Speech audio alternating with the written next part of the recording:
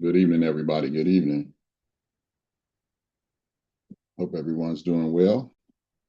Happy Monday. In one game, Sorry. I think we had about 5 or 6 errors where we had to stop the clock and say, "Hey, start the shot clock," or things of that nature. So making sure everybody keeps an eye on the clock and the shot clock as well. Definitely know when is a full reset and when is a reset to 20. So make sure you're in your book about that. And then the biggest thing is take your time. It's always good to have more than one set of eyes on the clock. Come together. This is what we have. This is what we need. And put the time back on the clock. But just take it easy. It causes you to be more in tune with the game because you're looking like, okay, did it hit the rim? Did it make contact? Or what happened? So it's no longer just, hey, we're just out here calling fouls and violations. Now you're paying attention to everything else that took place. So the biggest thing is it's going to cause you to slow down. I know that sounds crazy, but it will cause you to slow down a little bit because now you got more things that you got to process. But overall, just make sure you know the rules, the ins and outs of it. Keep an eye on the clock and don't rush it. And that's where you get in trouble at. Don't rush it. When you first walk on the court, tell the shot clock operator, wind it down so you'll know what it sounds like. Everybody got a different.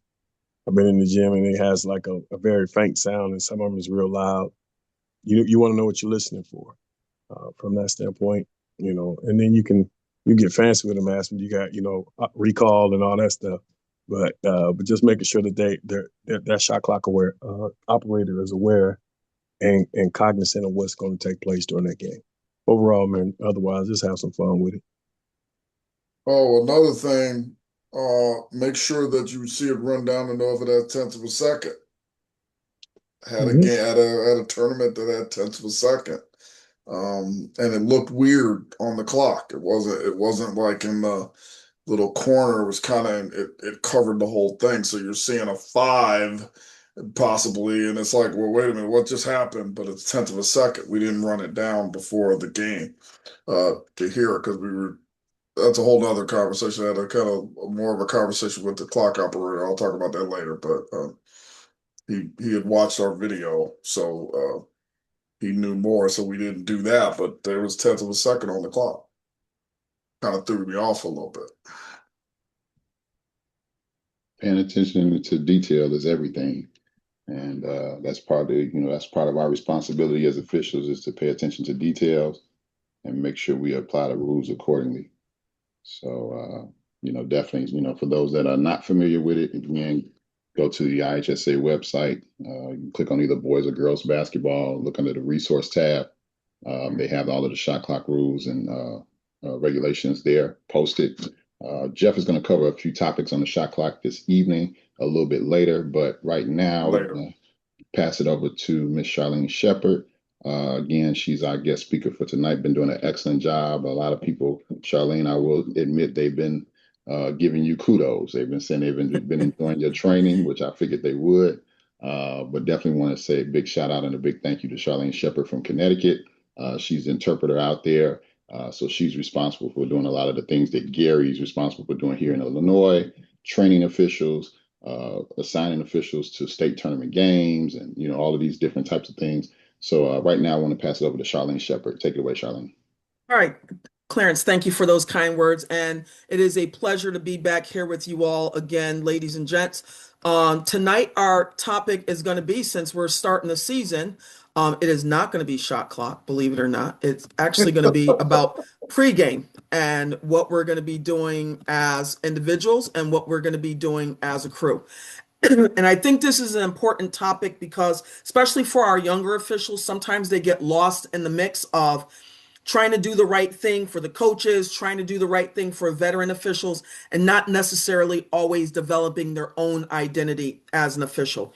And as you heard Clarence say, and I've heard Jeff say, I just heard Darren say, I'm sure Gary has said to you, get in the rule book. And when you get comfortable with your rules knowledge, then your confidence and all the other aspects of the game is going to be there, and it's going to grow, because the rules are never going to steer you wrong. Even if you make a wrong call, or even if you're not in a good position, you can kind of figure out what you could have done or should have done better. But again, the rules aren't going to steer you wrong. So that's the most important thing to remember. So tonight, we're going to start talking about that. We're going to talk about what do you need to do right from the time that you are assigned a game right into that game ends. What are we doing as, again, as an individual official versus what am I doing as part of my crew, whether I'm in a crew of 2 or a crew of 3. So we're going to talk about accepting your assignment, what's happening at the pregame, what are we doing once we get to the court, having the captain coaches meeting, and all the responsibilities that come along with all the things that happen before we even toss the ball for the game to begin. All right. And then we're going to talk about, all right, well, now we finish the first half.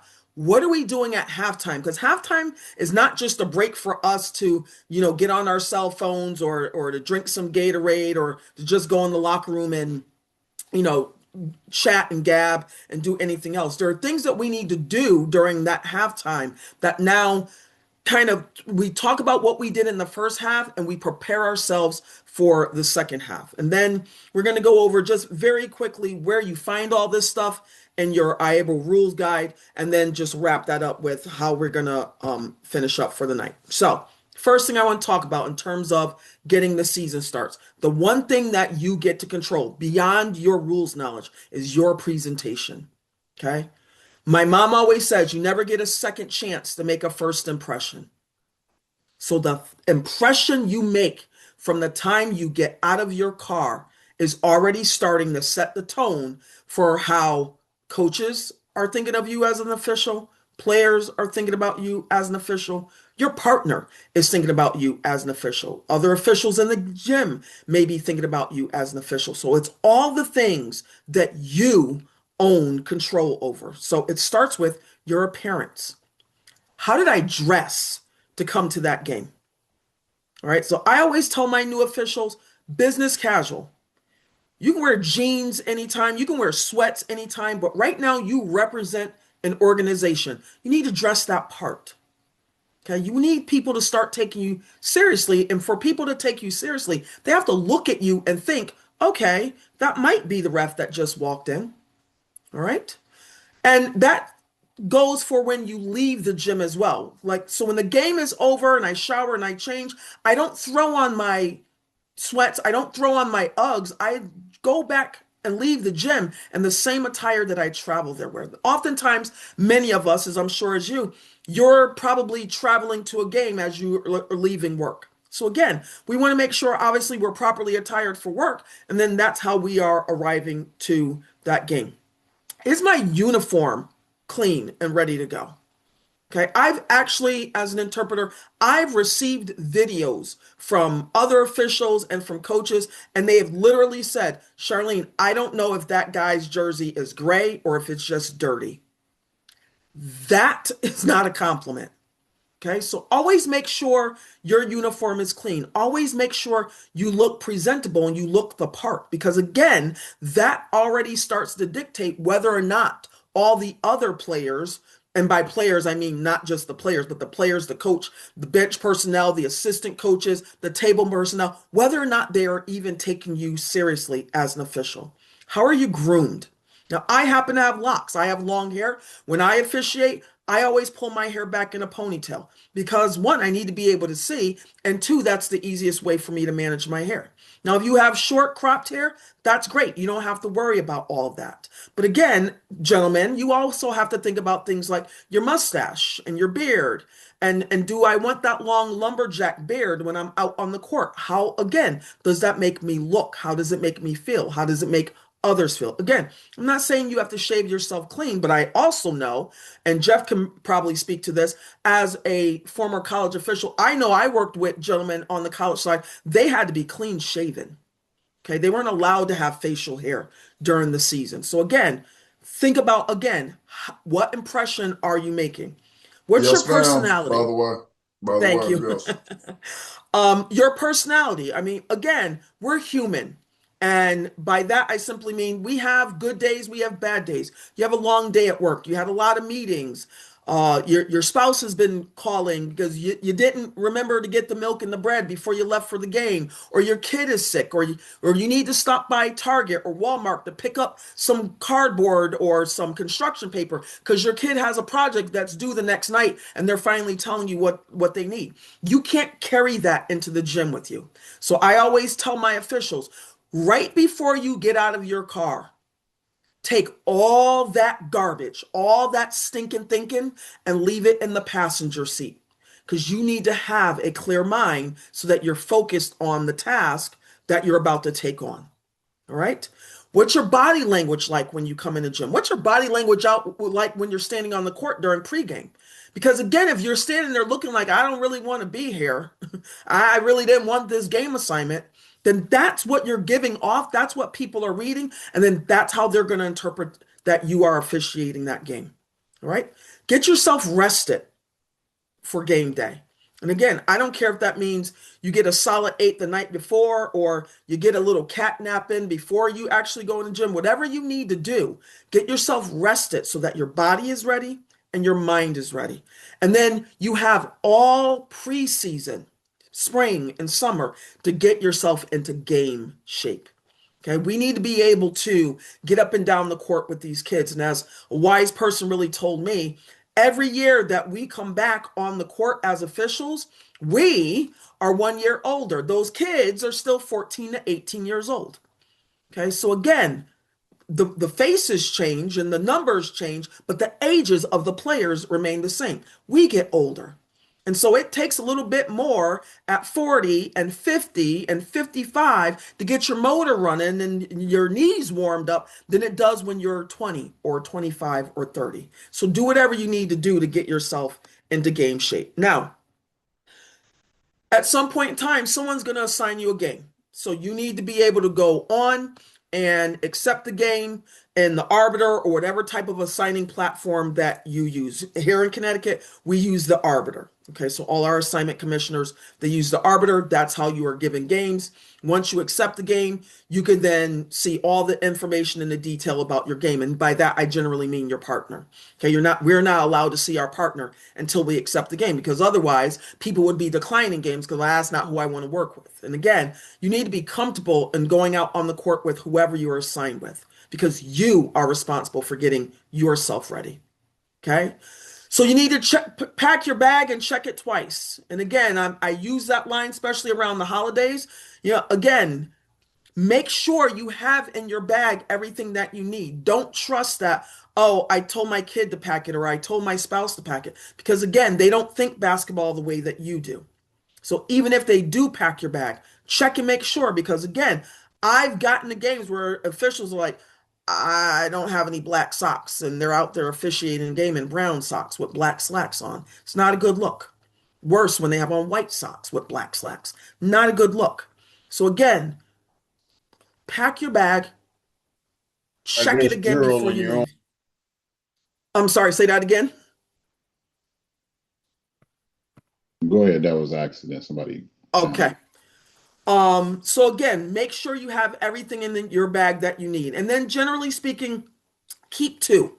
Keep an extra pair of shoelace, an extra whistle, an extra pair of socks, an extra shirt. Because again, those are the little things that somebody else may need to borrow. And those are easy things to give to someone else. Again, pant sizes vary.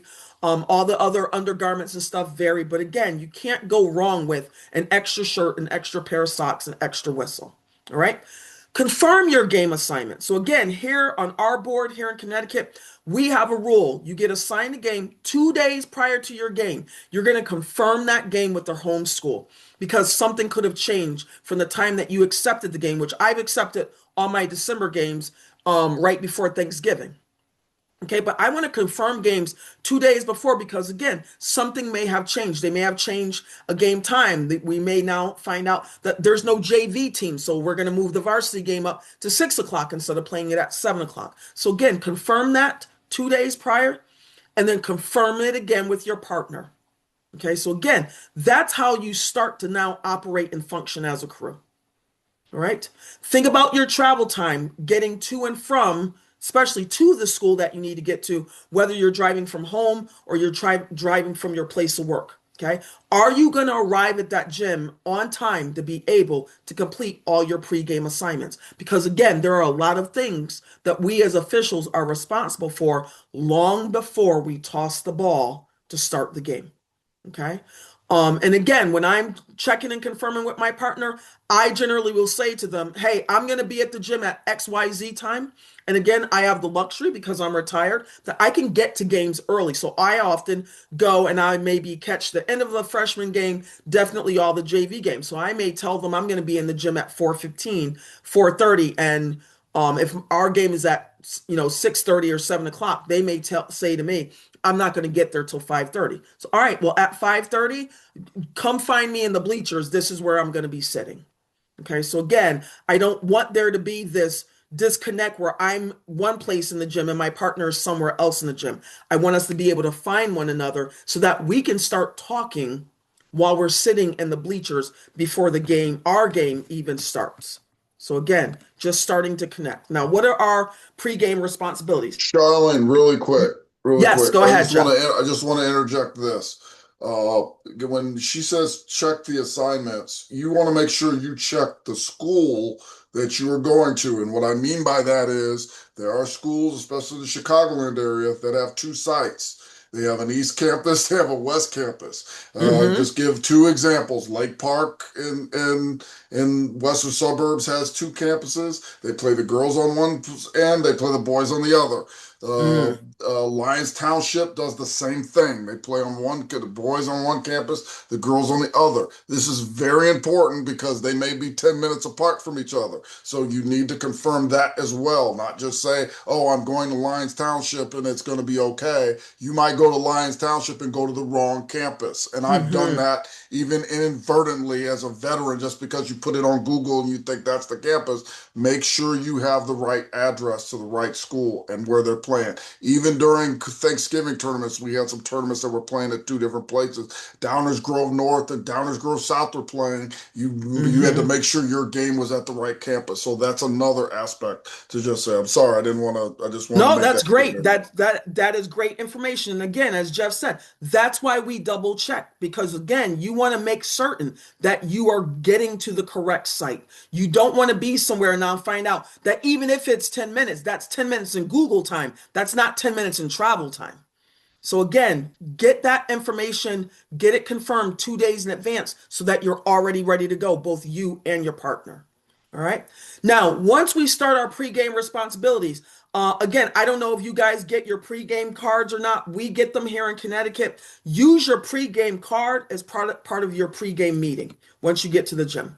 Now, if you want to go through and look at all the things that are entailed with what your responsibilities are, you can go in your IAABO's rules guide, Your full pregame responsibilities are in chapter 3, or you can go look in the Crew of 2 manual a little bit further into the book. And that's in chapter 2, and it actually breaks down everything that you need to do, whether it's just the conference, what you're doing on the court, and then it has some visual references for you as well. Things that you can look like where should I be standing during pregame warmups in a crew of 2 versus a crew of 3? What team am I responsible for in a crew of 2 versus a crew of 3? Where will I be standing at the jump ball? So again, all those visual references are in the book for you to see and to ensure that you are making sure when you walk out on the court, you're doing what you are responsible for doing, whether you are the referee or the umpire or the U1 versus U2. All right. Now, your pregame meeting should be somewhere. Like I said, I like to start having my pregame meeting while we're sitting on the bleachers, only because as a varsity official, there is a 99.9% chance that what I'm watching the JV team doing, the varsity team is going to be doing that. So I'm paying attention to certain plays that they're running. I'm paying attention to where that screen gets set. I'm paying attention to that stuff so that we can already start our conversation there. Because chances are, if the kid in the JV game is setting an illegal screen, that's something that I want to talk to my partner about for our pregame, is making sure that screener is set. And making sure the screener's not rolling before they've set a solid screen. So again, little things I'm paying attention to in the JV game so that I am preparing myself for the varsity game. But you want to make sure once you're actually starting your actual pregame that you are doing it somewhere where you can have a very open conversation. So that should either be in the locker room or another secure area where you two can be or three can be. Again, use the pregame card to help generate the conversation, especially you younger officials, because again, you get assigned games and you might be assigned as the R, and then you're like, I don't even know what we should talk about. Well, start with the pregame card. Pregame card starts you with pregame responsibilities. It starts with PCA. It talks about secondary. It talks about screening. It talks about all the things that, again, you should be talking about to have some idea of what we're doing. Now, you don't need to discuss everything on the card. And I say that simply because, again, if I have a game where I'm going to watch two officials do a middle school game, there is absolutely no reason why they should be having a 5-minute conversation about basket interference and goaltending. It ain't happening in that game. You'll be lucky if those kids aren't dribbling with two hands. Okay, so again, think about the type of game that you're going to be doing and then tailor your pregame to what's going on there. Now, things that you should be talking about during your pregame, we want to make sure that we have good eye contact, especially anytime a whistle is blown. Whistle is blown, I need to look at my partner immediately so I know foul or violation. Are we staying or going? If we have a foul, there's an automatic switch. So again, that eye contact locks us in as a crew. I want to make sure my partner and I are on the same page. I want to talk about our positioning, where I'm starting as a trail. As a trail, I'm starting at the 28-foot mark.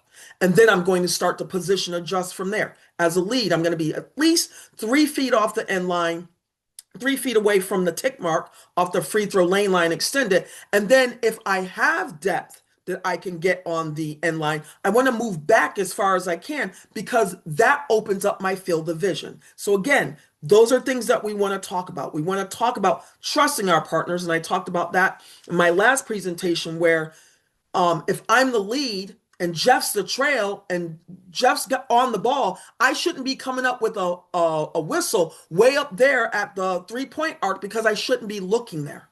So we have to understand our primary coverage areas and then make sure we're not overextending ourselves, because if Jeff and I and a crew of 2 are looking in the same place, that means there's at least 8 other kids that aren't being watched. Right?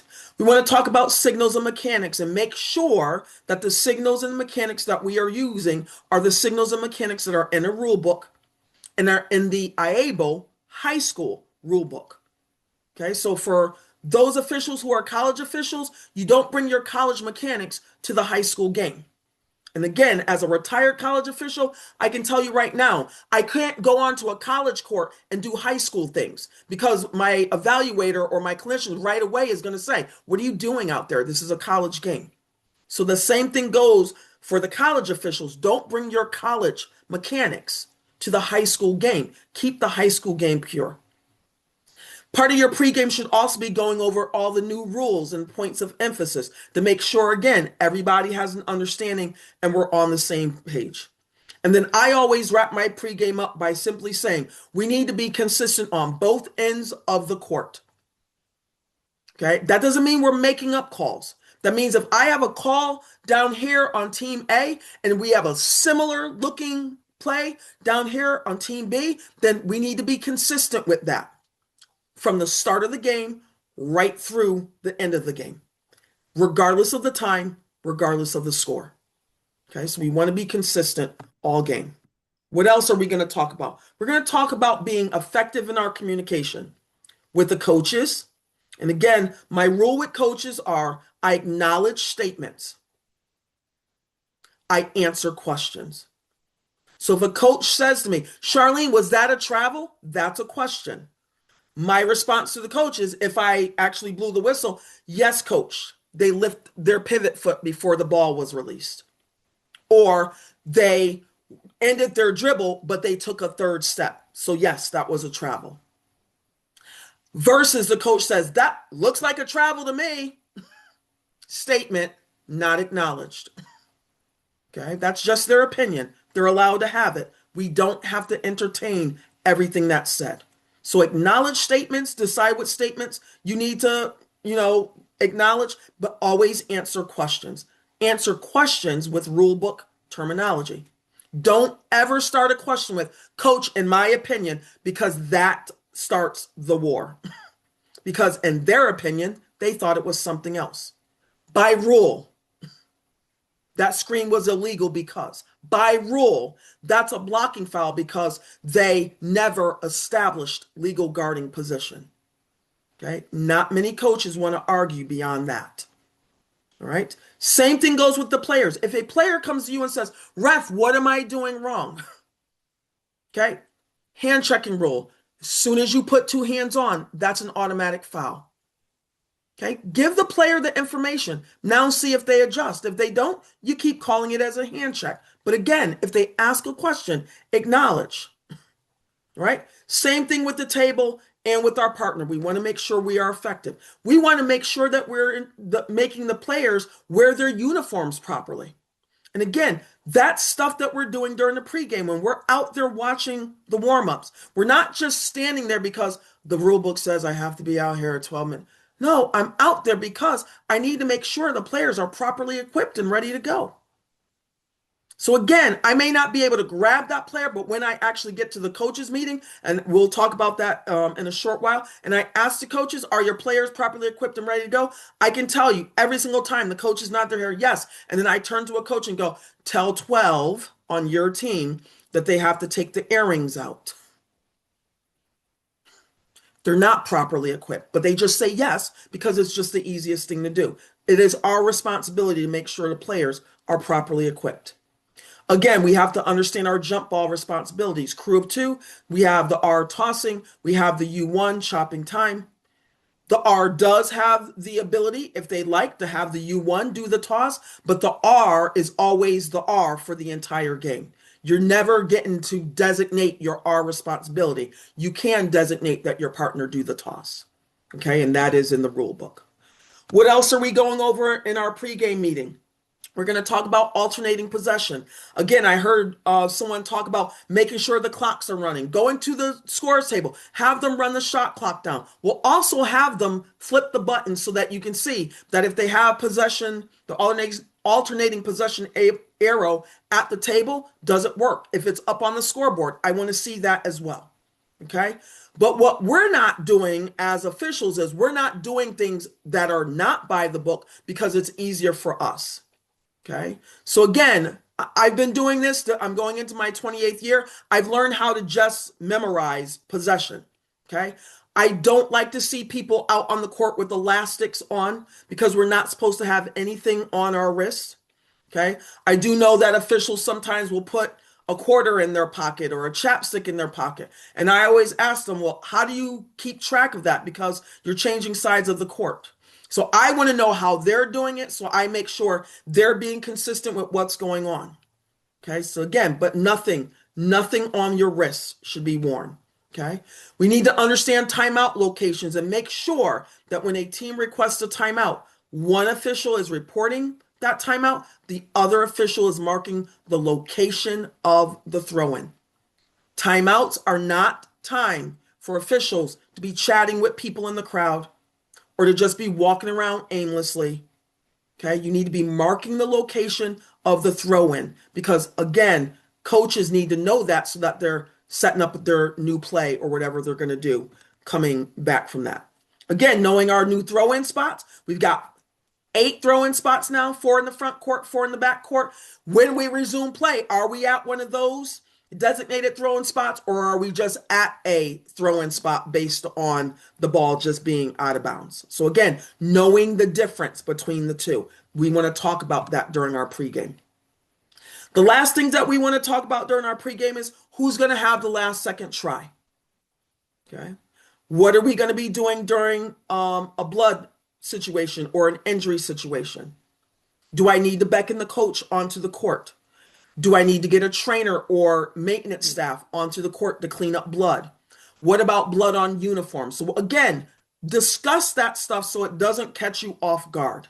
And again, there are very specific things that we need to do, especially with blood.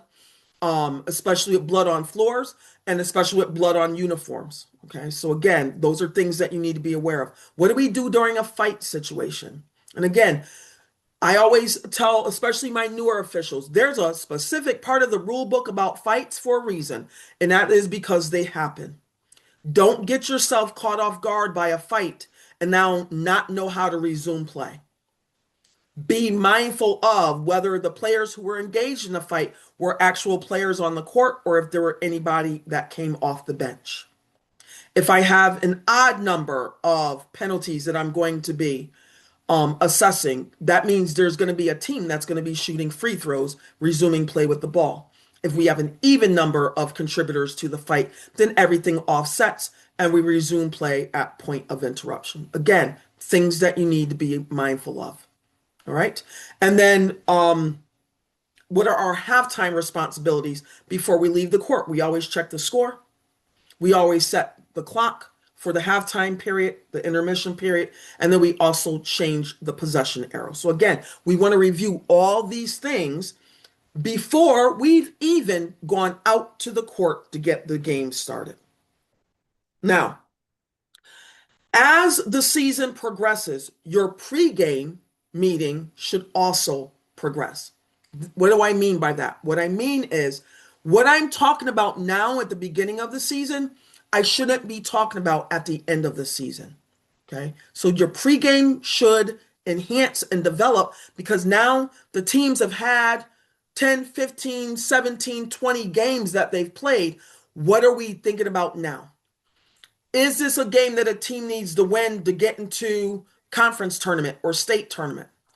Versus this is a crosstown rivalry. And last year when they had this game, there was a fight and there were ejections. So again, your pregame is going to progress as the season goes on because the teams are progressing and developing as the season goes on. Okay, so what you talk about this time of year is going to be a lot different than what you're talking about in February. And as you're progressing through the season, talk about weird plays that you've had. If you have a school for a second time, talk about the tendencies. What does this team like to do? Well, if they're behind, they're going to play really aggressive on defense. But if they get up, they're going to press full court. They like to get at the ball handlers. They like to try to trap them right at the half court line, or they like to trap them on the sideline. They like to get quick steals and turnovers. You want to talk about those things so that I'm kind of processing, okay, I should know what to expect depending on what the score is like in that game. What's the coach like? Okay, is the coach easy to talk to, or is the coach sometimes difficult? Are they good while they're winning, and then their personality kind of changes when they start to lose the lead or they're losing? Those are the kind of things that we want to talk about as the season progresses. Again, the pregame is not time to bash coaches. I hate this. I hate getting sent to this school. Not the time for that. Okay, because again, that's just your opinion. Okay, but that's not relevant to what we have to do for that game that evening. Don't bash other officials. Okay, again, you might be surprised what other people can hear based on where you are. Remember, the purpose of the pregame is for you to start connecting with your partner or partners so that you are ready for the game that you are assigned to for that evening. All right, so now we are done with our pregame. We're heading to the court. Before I leave the locker room, I always turn to my partner and say, do you have a whistle? Is your zipper up? Are your shoes tied? Okay. Make sure people are properly equipped, because if we go out on the court and we're not properly equipped, what do we expect the players to do? Okay. So again, it may seem like a silly thing or a little thing, but it's a big thing, because again, why would you want your partner out on the court with their zipper down? Correct that before you even get out there. Okay. By rule, we need to be out on the court by the 12-minute mark. That is when our jurisdiction officially begins as officials.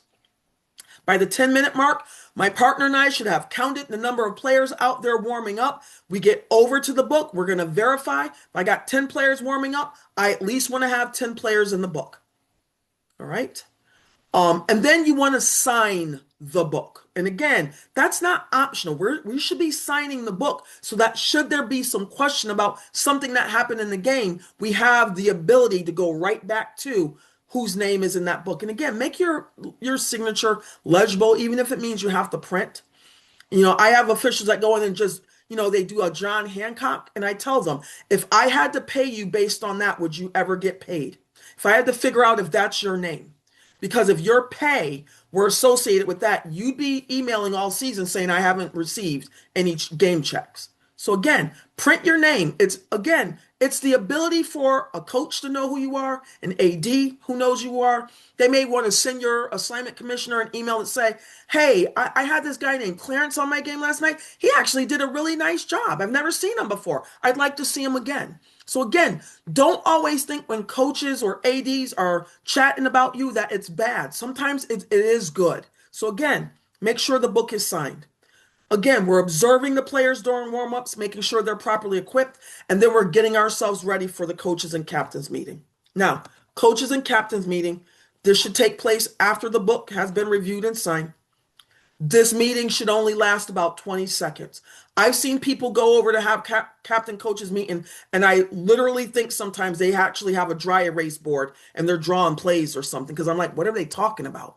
Okay, so again, the meeting is brief. 3 things. Coaches, are your players properly equipped and ready to go? This is why I say to the coach, no, because 12 has on earrings. Okay, so again, make sure the coach is aware of that, because if we get ready to start the game and 12 White is a starter and she comes out with earrings, she's not starting the game. Get the earrings off.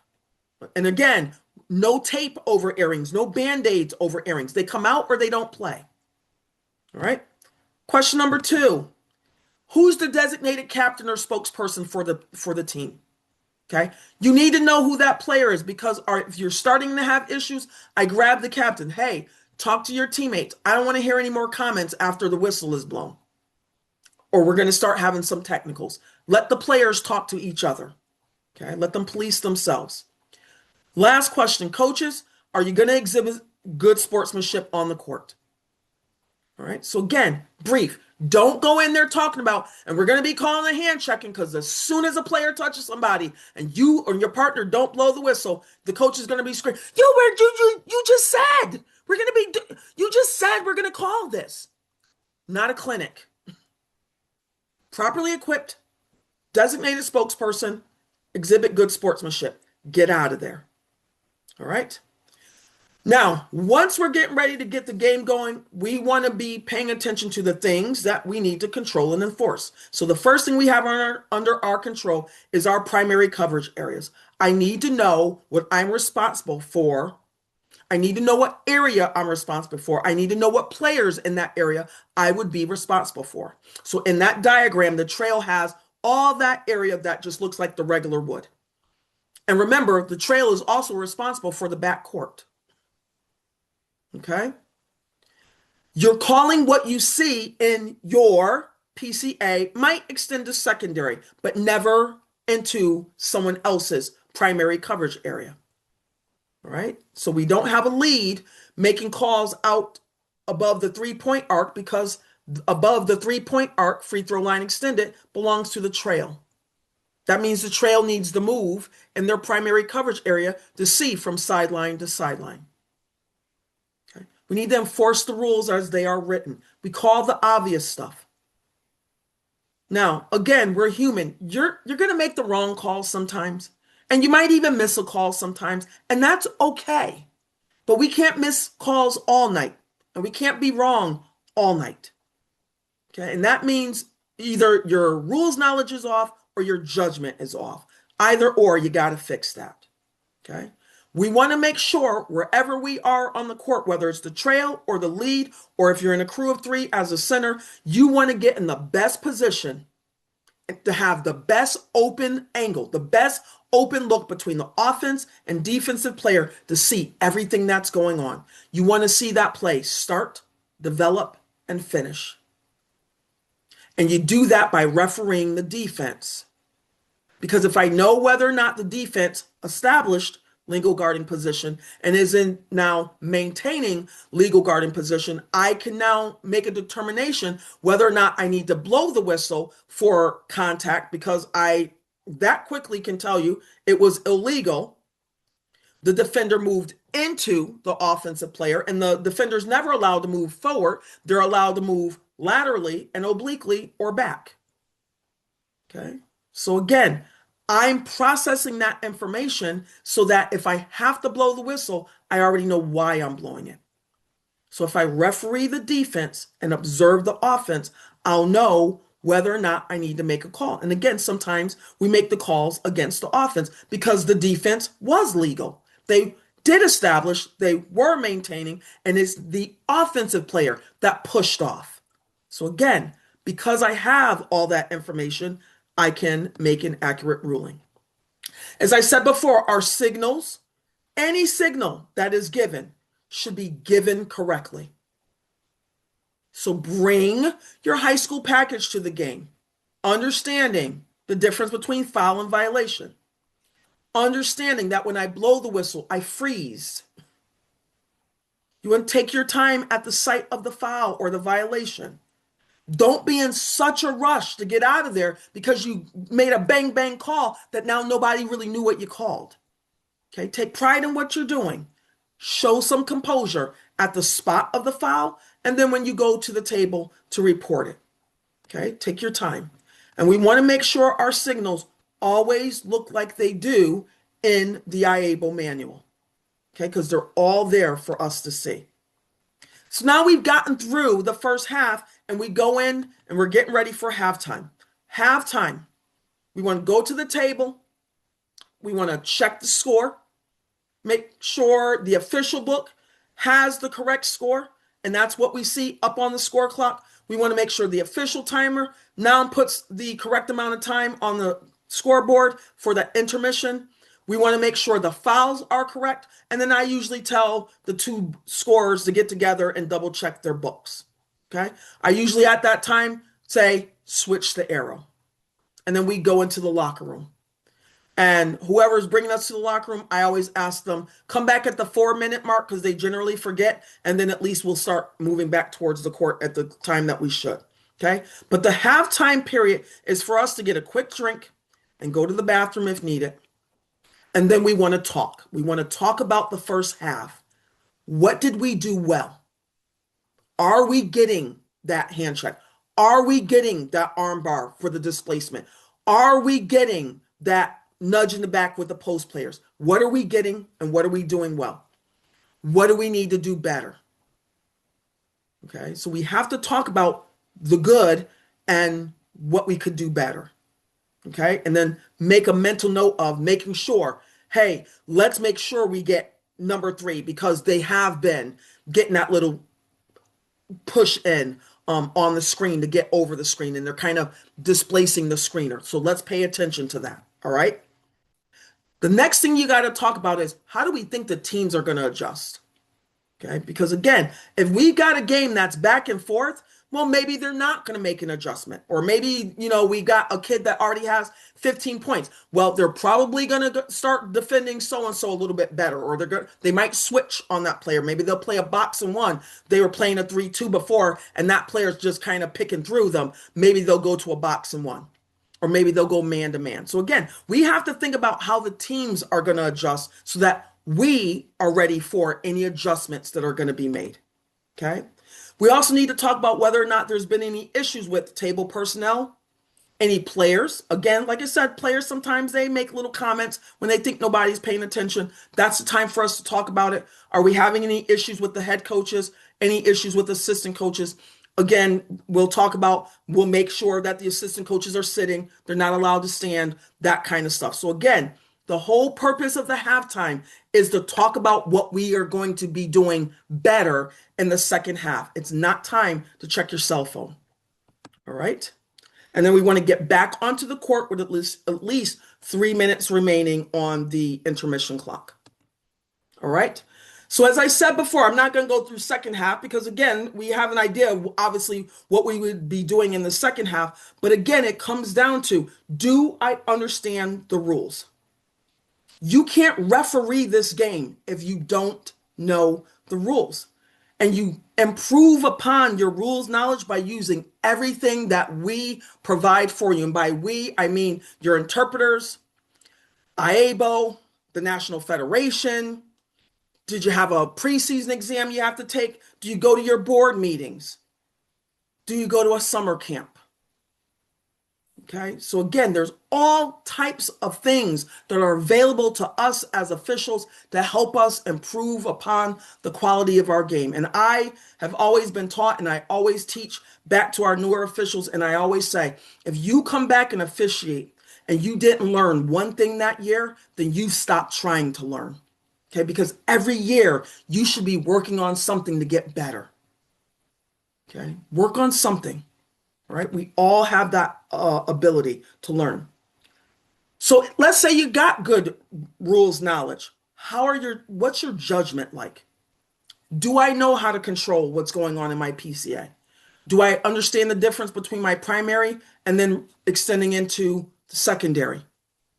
Do I enforce the rules the way they are written? I don't put my own spin on it. I don't put my own personal philosophy on it. So again, like I said, I work with predominantly male officials, not because we don't have female officials on our board, but our male officials outnumber us probably like 9-1. Okay. Again, I have had lots of great partners, but I'm always amazed when my partners say to me, "Oh, I'm going to call the hell ball, quick tonight because I don't want any girls to get hurt." And my question is, how many girls get hurt in your games? Because they don't get hurt in mine. Don't bring that gender bias crap in. Again, girls play just as physical as boys. Like, respect that. Whether you believe it or not, you need to respect that. So let's not put a philosophy onto basketball because that's not how the rules are written. And again, the only rule in the book that is gendered specific is the size of the ball. All right? Work to get the best position and get the best angle on every play in your primary so that you don't have to worry about whether or not you got straight lined on a call. All right? And you do that by refereeing the defense and observing the offense. Okay? So again, think about when you are officiating, what do you own? From the time you get that game assignment to the time you're walking out that gym, what do you own? Okay? What's under your control? And at the end of the day, when you get ready to lay your head down on that pillow, ask yourself, did you work hard that night for those players? Because that's who deserved 100% from you, the players. And again, I don't care if the final score is 50-48 or 50-8. Did you work hard for those players? Because that's what this game is all about. All right? And with that being said, I'm all set with my presentation. I see a whole lot of stuff in the chat room. All right, that's just people checking in, so that's good. Does anybody have any questions or concerns about anything that I went over tonight? Anything at all? Unmute yourselves, guys, and just ask the question.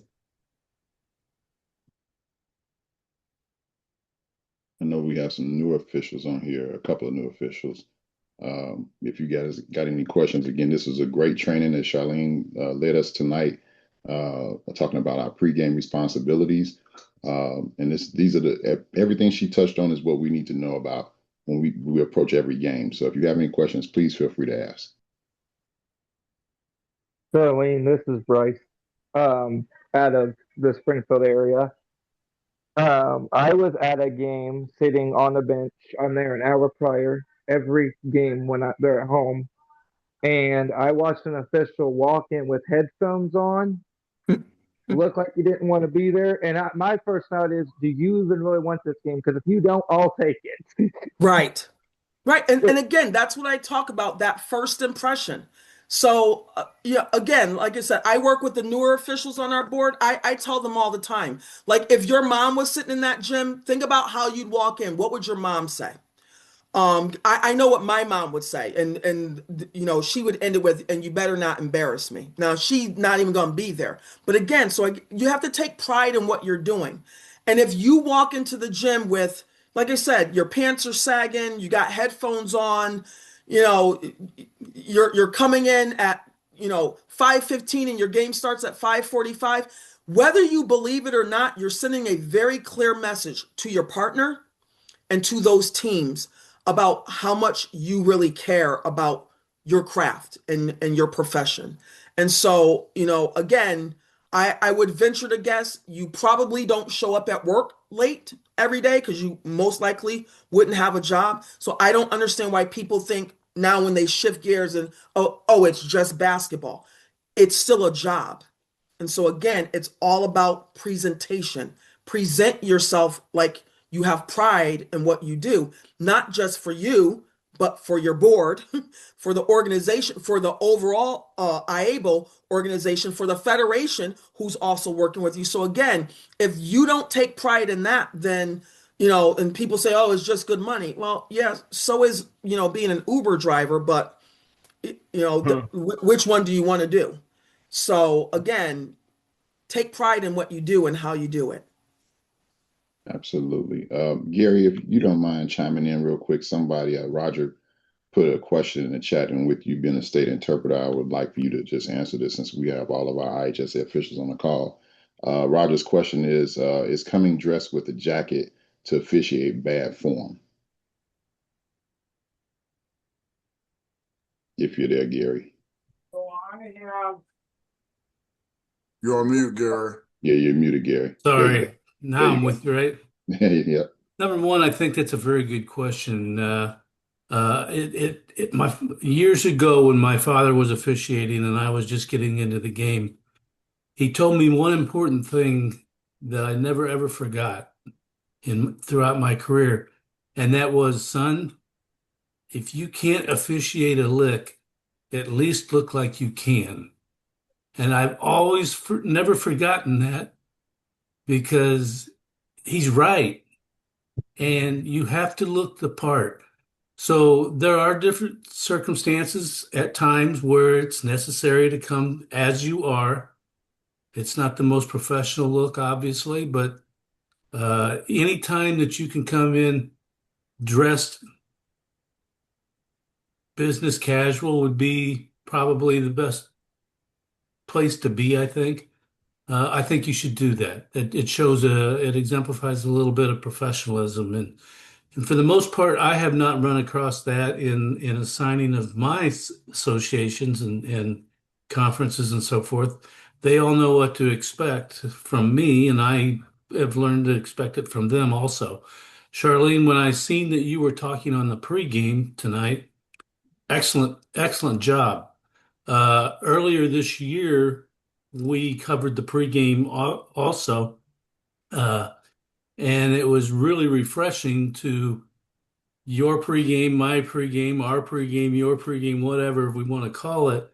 It was spot on. We were talking about the same things, officiating the defense and looking for separation, trusting your partner, calling the obvious, your PCA, stay in your PCA. That's very, very important stuff. And as if we all do that together and do it the same way, it's going to help our performance and our flow of the game, obviously also. So I was really glad to hear your spin on it and compare what we've been doing. And I really liked your presentation. So thank you. Thank you. Feel free to use it anytime you'd like. Excel has a question in the chat that says, when a head coach is given a T or a technical foul, does he or she have to sit the entire game, and when can they stand?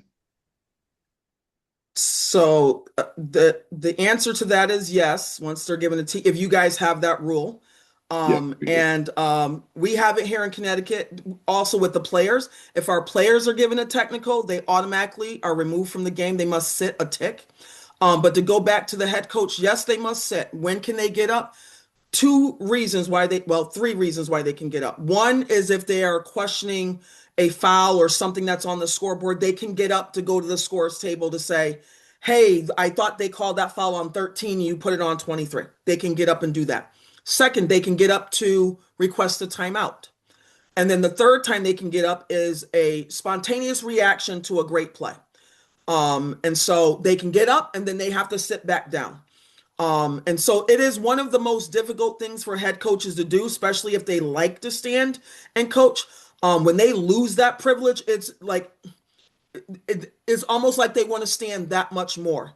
And again, it's important that you and your partner, so again, just to use it for an example, if I'm working with Clarence that night and Clarence is the one that assessed the coach with that T, and then the coach happens to get up later on in the game, I don't want Clarence to go back over there to say anything to the coach because the coach is going to think he might be singling him out. So at that point, once we notice it, I want to go over there and go, hey, coach, just you got to have a seat. Okay. Again, you don't have to get in their face. Again, just, I just usually stick my hand out and just kind of remind them. But again, it is important that they follow through on it because that is the penalty. That because they could not control and manage themselves, they lose their ability to have their coaching box privilege that night. So absolutely important to make sure that they follow through on that. Absolutely, absolutely. Bryce has a comment in the chat with a bench technical indirect to the head, I believe it's the head coach, and the head coach has already been told to sit if they get up and block the official. Is it an automatic direct technical foul to them? All right, so it's with a bench technical, which is an indirect to the head coach.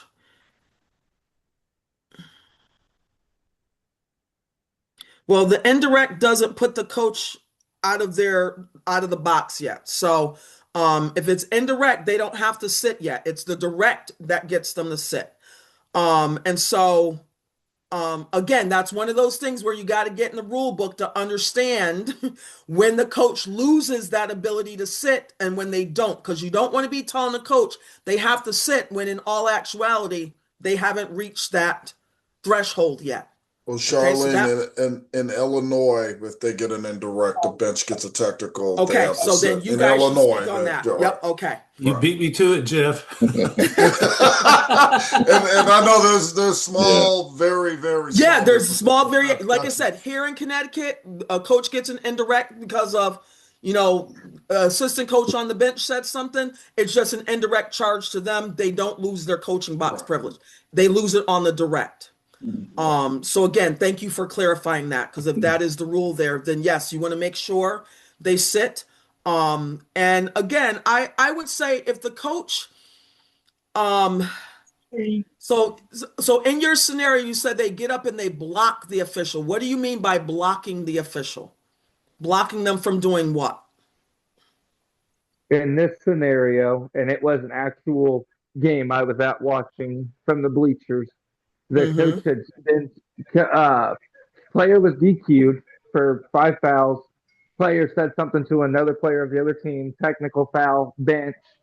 Official tells coach, you have to sit because it was now a bench tech. Yep. Because he was disqualified.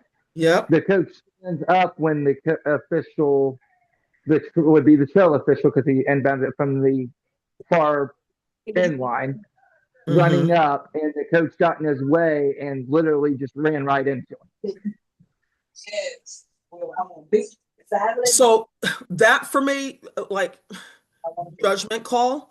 If I think the coach deliberately did that, then they warranted technical for unsporting behavior.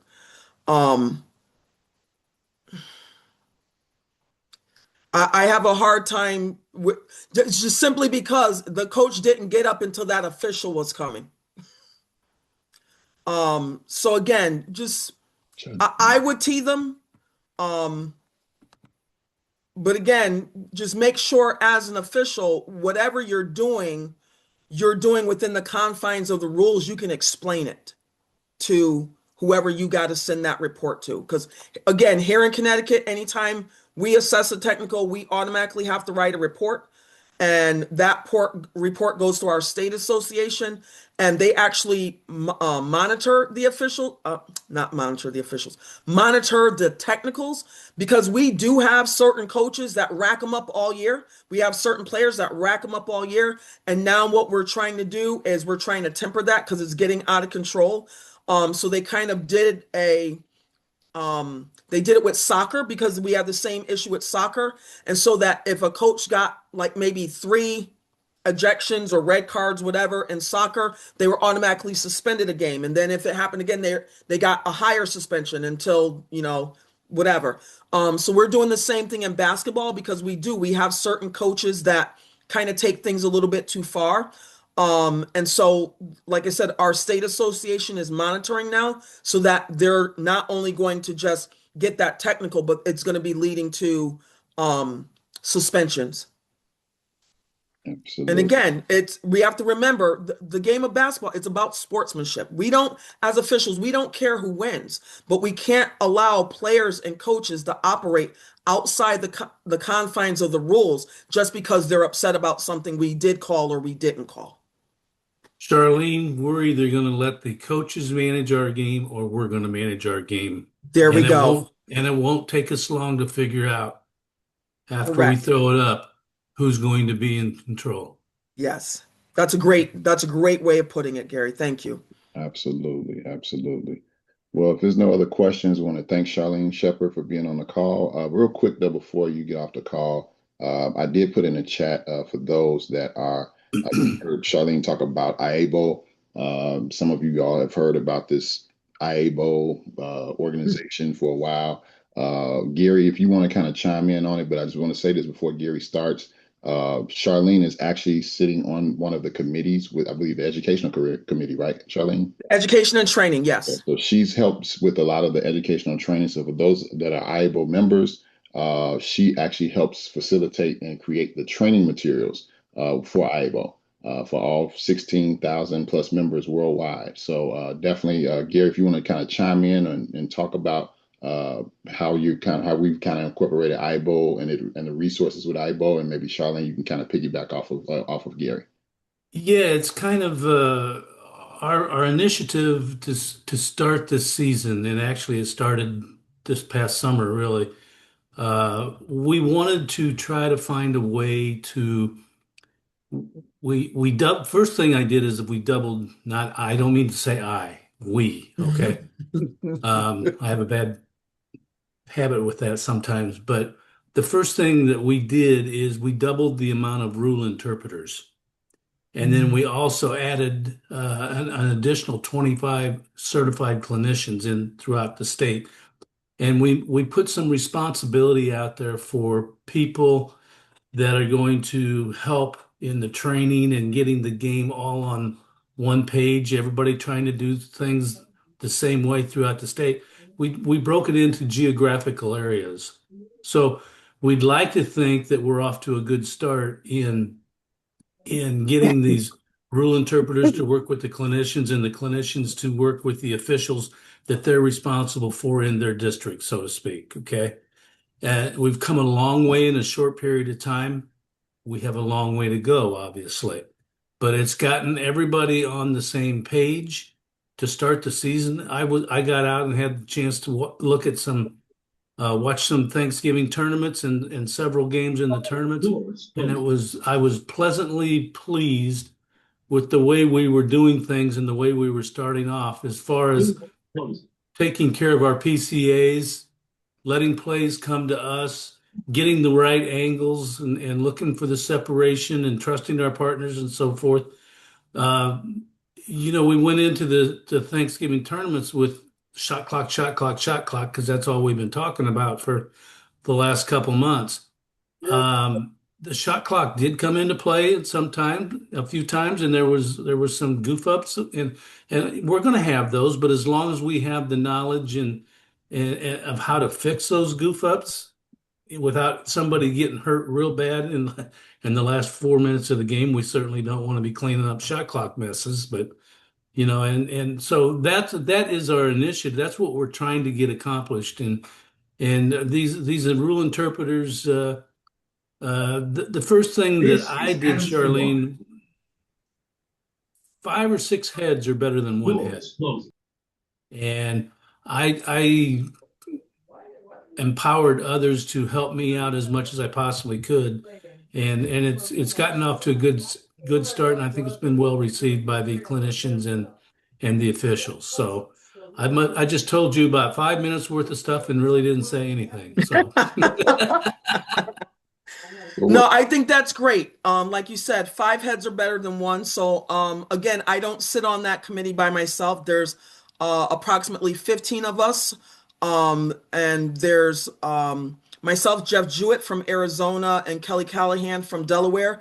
So we sit on the Rules and Examination Committee. So we actually come up with all the exams that various people have to take, whether it's a refresher exam or new applicant exam.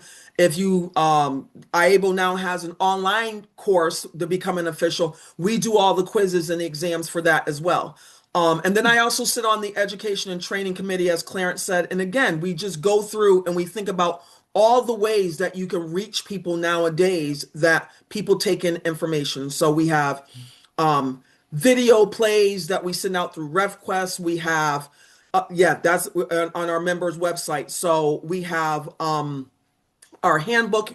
You have the handbook, that's the digital version.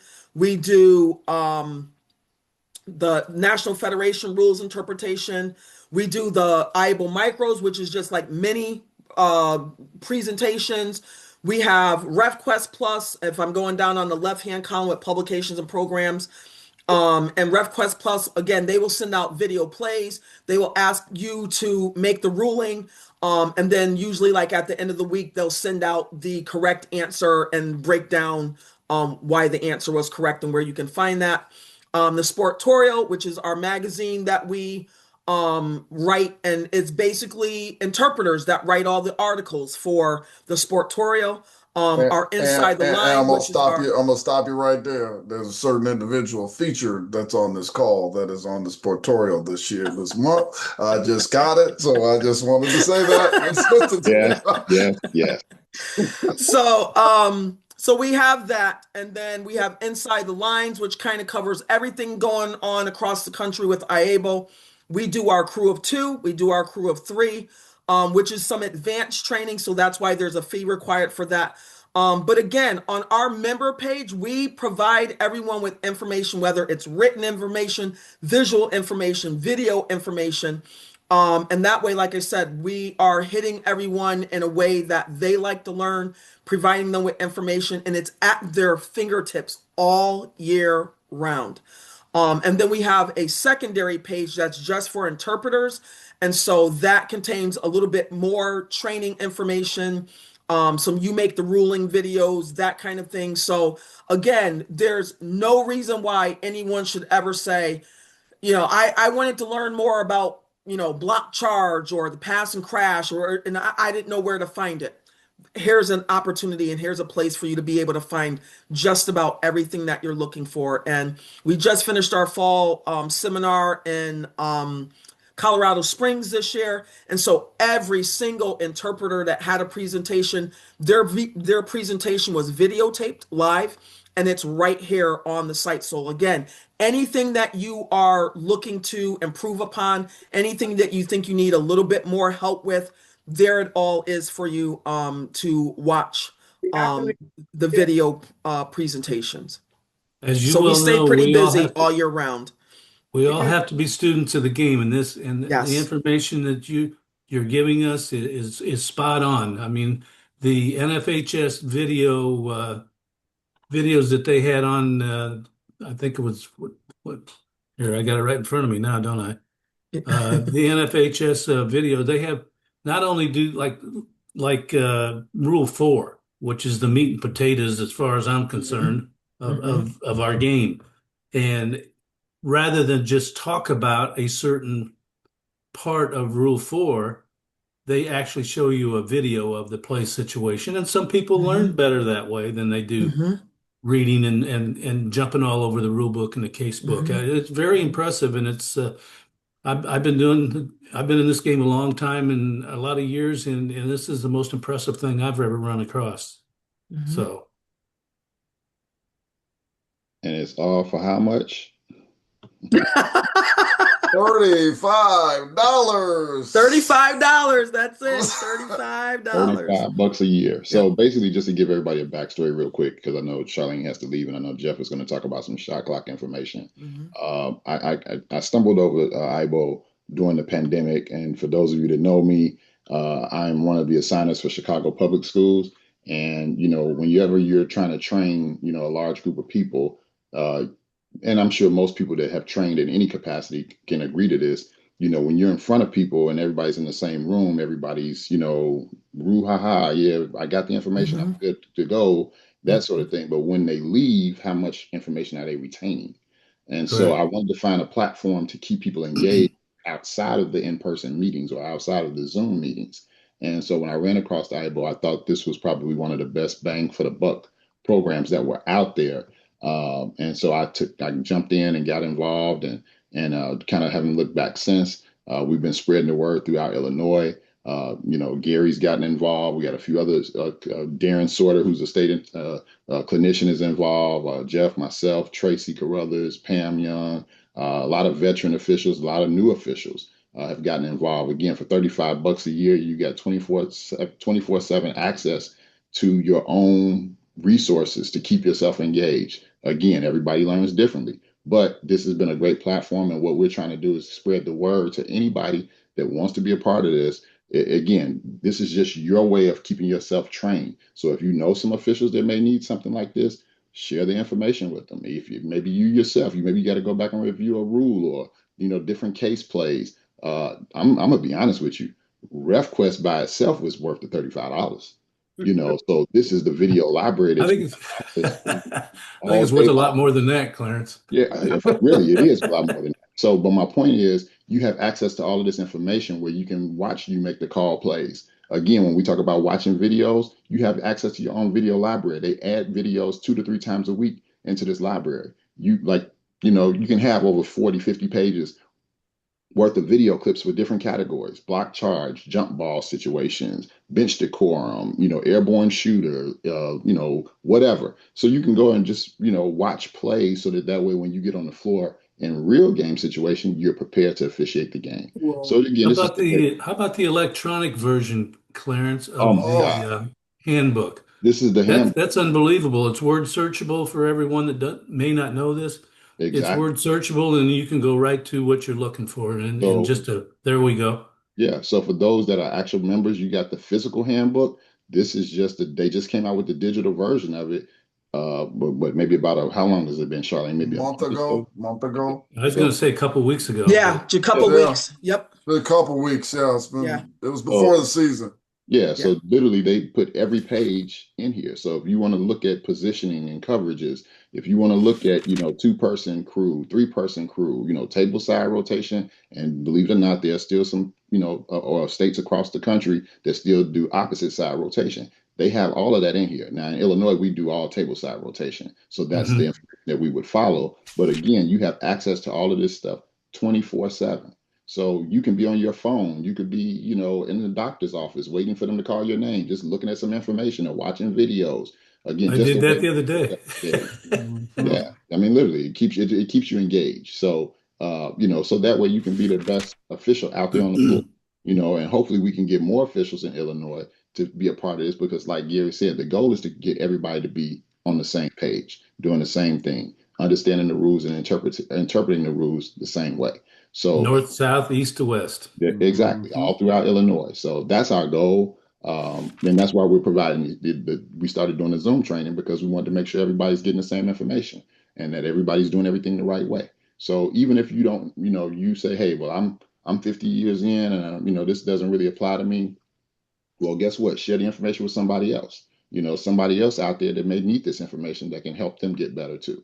So again, Jeff, did we start in August sometime? Is that when we started? I believe August 1st or something like that. Yeah, we started. Really early in August, and we've been doing meetings ever since. And we've been trying to get everybody to get on board. And I've had so many people approach me at games and stuff and say, "Hey, I got my membership," or "Give me that information," because it is so. We used to kind of sell you on the book a lot because the book was amazing. but when they put this thing out digitally, I mean, I shed a tear. It was one of the most Yeah. amazing documents that you can have digitally. The National Federation has a document, but it's not as good as this, not even close. And this has all the 300 to 400 pages of documents. You can literally do a search of any word in the book, and you can just say travel, and it will show you every part of the book and as searchable where travel is located. So if you're having a hard time trying to figure out, well, okay, well, how do I call traveling? Well, it has case plays, documentation. Also understand that they do cover the rules and the National Federation rules, but they also cover stuff that IAABO specifically puts out to help us adjudicate that stuff. This is just an amazing document in itself. I mean, this is almost worth $35 by itself, but so many things that are put together, and they haven't really, Charlene can talk about this. They haven't raised prices in almost 25 years, and they don't perceive that they are going to do it very much in the coming future. So this is not going to go up to $135 in the next 5 years. I doubt that. This is everything that they do, and they have people that are dedicated. Donnie Epley is our executive director. He is dedicated to doing this. He's also a supervisor for in the consortium for the Big Ten as well. So they are knowledgeable people. Another thing too, when you do go to RefQuest, one great thing about RefQuest, you can see some famous people comment on plays. Al Batista, who called me not too long ago about a particular individual who I've met several times at a camp, comments on plays. If you think that you don't know what something has happened and you see Al Batista talk about it, I mean that probably means that it's probably right because he knows every rule book in and out. Other supervisors, Division I officials, NBA officials comment on these plays. I mean, yes, it's dedicated to high school, but the stuff that we do is really the same stuff we've learned from other places. It really is. And you can comment on those plays. And I mean, they put about 3 or 4 out a week. And it is just one of the most, first of all, I was on the beginning end of RefQuest from a college standpoint because I work for the supervisor who is the founder of it. But to get this is even better because I go to IAABO stuff more than I go to my other stuff. My other supervisors do not put stuff out. And the NCAA doesn't put stuff out as much as IAABO does. And it's just amazing ways. And you may disagree with the initial ruling. TJ Holiday says all the time, it's not necessarily a right or wrong answer for every situation. There are situations that are, kind of gray. Whether that's a technical foul, whether it's not a technical foul, whether it's a foul before a violation, you get to see everybody's comments about it, and there's really no sometimes right or wrong answer. And trust me, I've been doing this 30 years. I sometimes put stuff, yeah, that's not a foul, and then I see, well, oh my God, everybody think it's a foul. Well, what am I doing wrong? So I need to maybe look up to see why I'm thinking it. Am I using my own philosophy, or am I using what the rule book and what we are teaching to do, because we can fall into that as veterans as well. So this is just a great resource. If you're not using this, guys, $35 is not even a game check for most of us. And then you have this for a year and have all the resources. And this is just amazing platform for all of us to use. And that's why we got Gary on board. We got, Clarence got me on board. That's why me and Clarence are the main interpreters. But, we're trying to grow the Illinois chapter 267 board as a group. And even some of the plays I have, I'm on the video education committee. I've sent many plays actually from our state to them, and I'm going to continue to do that when I get a little bit of time. So some of our plays will be, but they're plays from all over the country. They're not just, we're not trying to embarrass officials in a particular location. We're just trying to show you things that make you think about it. Because I'll say this, guys, when I started, the only really book that I'm a visual learner. The only way I learned was looking at the simplified and illustrated book. Now we got video and all this other stuff, and I learn way more by seeing stuff on video than I actually get to see in person in real games. And then when it happens in a real game, I'm like, I remember that video, or remember that play happened, and now I'm not as flustered, because now I know, yeah, I've seen that play 100 times now, and you can watch them over and over and over again. And they did a really good job when the new rules came out with basket interference and goaltending to kind of show those plays, because those plays don't show up all the time. They really don't. Even when you work boys games, the high flying boys games, you might see it once every 5 or 6, 10 games, maybe. It's even close. And now you can see these plays over and over again. This is just a wonderful tool. And I will say once more time in this portorial that there's a pertinent individual that's in the reports and the thing featured, but it's just it's a wonderful, and also the conference too. That's where we met Charlene. Me and Clarence and Tracy met Charlene directly, and that's how. And matter of fact, we met a couple other people that may be coming on to our presentations as well. Charlie did a presentation of one person that we're going to probably try to bring on to do something else as well. But Yeah. I've been an admirer of Charlene just because of what I saw at a traveling presentation when I was trying to do research on one on my own traveling presentation. And when I met her in person, it was just like, this is my spirit animal right here, because I know exactly. She talks almost the same way with authority, and does it the way that you're supposed to do it, and tries to do it the right way. So that's a wonderful conference. It's in New Jersey this coming year. It is worth it. It does not cost you a cent other than to get there and travel. You have to pay the travel and obviously the hotel, but there's no registration fee. It's free to all IAABO members. As long as you register in a period of time, you can go. It is one of the best things. And when we were kind of superstars to some extent, because it was the first time the Chicago contingent went, but I would like to have many Chicago people or Illinois people come to that conference next year, because it really was special, and we got to learn people, and even some of the stuff I did with to meet the actual people that I talked to on the phone or that I saw in presentations was just amazing. And when the new rules came out for the National Federation, guess what? We had 2 people that were on the committee that literally could talk about those things in detail. So when I started giving presentations on the new rules, I already knew what the thought process was for the new rules that were coming out, not just what I would, because National Federation tends to not do stuff really well communicative, but IAABO really kind of put it all together, and it's just amazing. I don't want to keep talking. I just think When you started, this bottle was full, Jeff.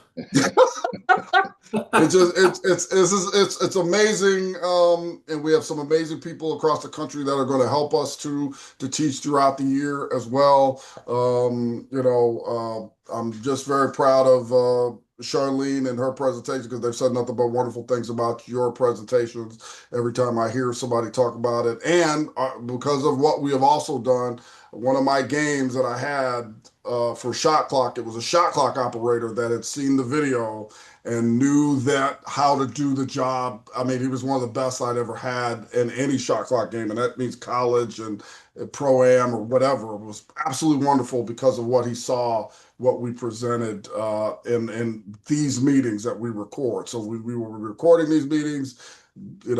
If you have any questions, guys, feel free to reach out to me and Clarence directly.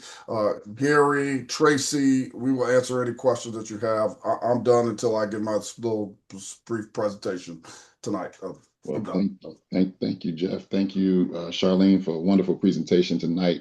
Charlene will be back again to present in the future. So thank you so much for sharing your wealth of knowledge with us. And I think it's definitely a reassurance to know that what you guys are doing in Connecticut. I'm sure they're doing it all throughout the country. That we are on the same page. That we are teaching the same material, and that's the most important part. So no matter what state we go to, we are all teaching the Federation rules, because that's what it boils down to. Yes. So just for clarity purposes, you might want to just touch on that real quick before you leave, Charlene, to explain that this is the Federation rules that the IAABO is working under. Yes, absolutely. When it all boils down to it, basketball is basketball. Everything starts with the Federation, and then IAABO is just a microcosm of the Federation, as both Jeff and Clarence stated. They have some minor things about the rules that they tend to elaborate on a lot more. And again, we tend to, on the IAABO side, push the information out more than the Federation does.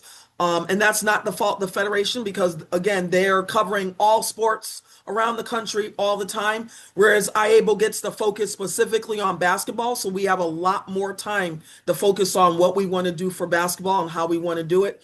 And so, like I said, when we had the opportunity to get people on board that have some technology background and editing background and copyright background, you put all those people in the room and you start to figure out what you can do and how you can do it. And as you can see, that is the end result, is what that members page looks like. And again, it's not something that happens overnight. It takes a village to get that done. So as Gary said, it's not one person, it's a group, it's a we. It's a long, hot summer sometimes, and it's some very long nights and sleepless nights, and waking up at 5 o'clock in the morning to respond to 30 emails. But at the end of the day, it's great to work with a lot of people that have the same thought process and want people to learn and be better as officials. And as long as that is what's motivating us, that's what drives us to get all this information out to you, and to our own boards, and to just, again, continue to work nationally and globally. IAABO is actually spreading globally. So I think this year they picked up 4 or 5 new boards. And somebody was saying something about Hawaii, and I offered to go. And then there was a little bit of a fight for going out to Hawaii because obviously it's really nice. Again, we'll see what happens. But again, the most important thing is we have officiating out in Hawaii, and they want to be trained and want to be taught and get information that's good. And so if IAABO is going to be the one that leads that way, then, at the end of the day, it doesn't matter who goes. The information that's going to be provided is going to be sound. And like Clarence just said, whatever they're doing in Hawaii, they're going to be doing in Chicago, and we're going to be doing it in Connecticut. And that's the most important thing. Wherever people decide that they want to relocate or restart their life or retire or whatever, there's an IAABO going to be somewhere near you. So there's always a place for you, and things that can be done. So I like I said, I take advantage of the opportunity, and I'm an educator by training. So anytime I can give back in the teaching forum, I'm all for it. So always a pleasure to be here with you guys. And Thank you so much. I actually look forward to it. And so it is way past my bedtime, so I'm going to get going. So All Jeff right. can get going, and Gary can refill his bottle because you're going to empty it again. Thank you very much, sir. Thanks, Wow, that was Absolutely. Scott. Anytime. We'll see you next Anytime. week, Charlene. Thanks again. All right. I'll be here next week. Yes. All right. Thanks. Okay. Have a good one. All right. Great. Well, Jeff, I know you wanted to touch on a couple of shot clock things because situations, because I know some people have been asking about that real quick. So we'll run through that real quick before we end the call for the night. Okay. Give me access. Okay. Okay. You see my screen? Yes. Okay. I'm going to try to keep this brief, honestly. This is just some situations that came up, which is the good part, because there probably were 30 something tournaments, I think, this past couple weeks. The girls started last Monday or the Monday before, and the boys started this past Monday, and there was a lot of shot clock games, a ton of them, and a lot of situations. So really what I want to do, I just want to kind of go over some things to not spook you out. Obviously, this is kind of like a trial period for this year. It does not go until next year, until full swing. So we want to kind of train on this a little bit periodically. And obviously now we have some video from high school games that we can use, but just some tips on working them. If you have them, first of all, find out if you have a game. You never know. They can do it at any level. There are some conferences that are doing it for every game. There are other conferences that are not, but they're non-conference. They can do it. So I want to kind of just go over some really brief tips. This is something I noticed and didn't even think about when I presented this earlier. There really should never be a time that we have 35 seconds in the front court and on a throw-in. If we have 35 seconds on the clock, something is probably wrong. So we have to kind of ask ourselves, okay, why are we putting the ball in play? What was the foul? What was the violation? Did the ball hit the rim? And then we could kind of make a figure out at that point. The backcourt is considered a little different. Most of the time, the foul, we could have a 35 in the backcourt, but the main thing that we have to do, Darren talked about this earlier, slow down before we put the ball in play. I've worked with college guys who are just so quick to put the ball in play, and we forget that we got to reset the shot clock or whatever. I mean, I had that happen on Saturday where the clock's at 5, and it probably should never be at 5 other than a couple situations, and we were about to put the ball in play. So slow down, look at the shot clock. If you have questions, bring it up to the crew, bring it up to make sure, because you might be the one that puts the final piece together to make sure that we're doing it. Does the ball hit the rim? And this is something I've really had to work on myself. The lead official most of the time is not going to be the one that's going to ever see the ball hit the rim, but they could if it's on their side of the rim or if it's in front of the rim. They might know or have some idea of whether the trajectory of that ball hit the rim. So it's not, so I don't want to say, we kind of used to say a long time ago, the lead shouldn't look up. Well, in the shot clock situation, you might be the one that gives the information or realizes that the shot clock didn't reset or realize it shouldn't have reset. But don't just say, "Oh, I'm the lead. I don't have to worry about it." The trail in the center, or is going to mostly be the ones that do it.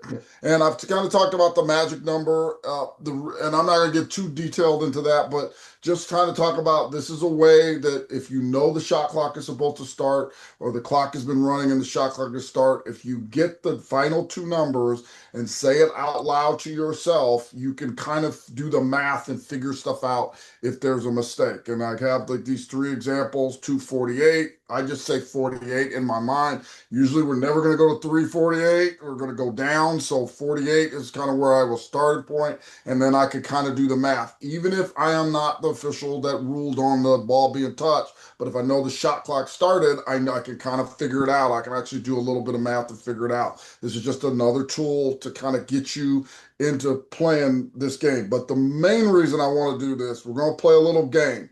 And I'm going to show, I probably got like 15 plays and we can be done for the night. We're going to play this little game that I'm going to call 20, 35, or whatever left on the shot clock. Okay. So what we're going to do is it's going to be kind of interactive, but I want us to, and I don't mind if somebody just unmutes and talks when the play is over, because I'm going to ask a couple questions. So we're going to run these plays, and I just want you to start thinking about, based off of what we know of the rules, what those are. And if you're wrong, that's fine. That's why we're doing this. It's just an exercise to get you to think about where we're going to put our resets. So I'm going to start with an earlier one to start the game.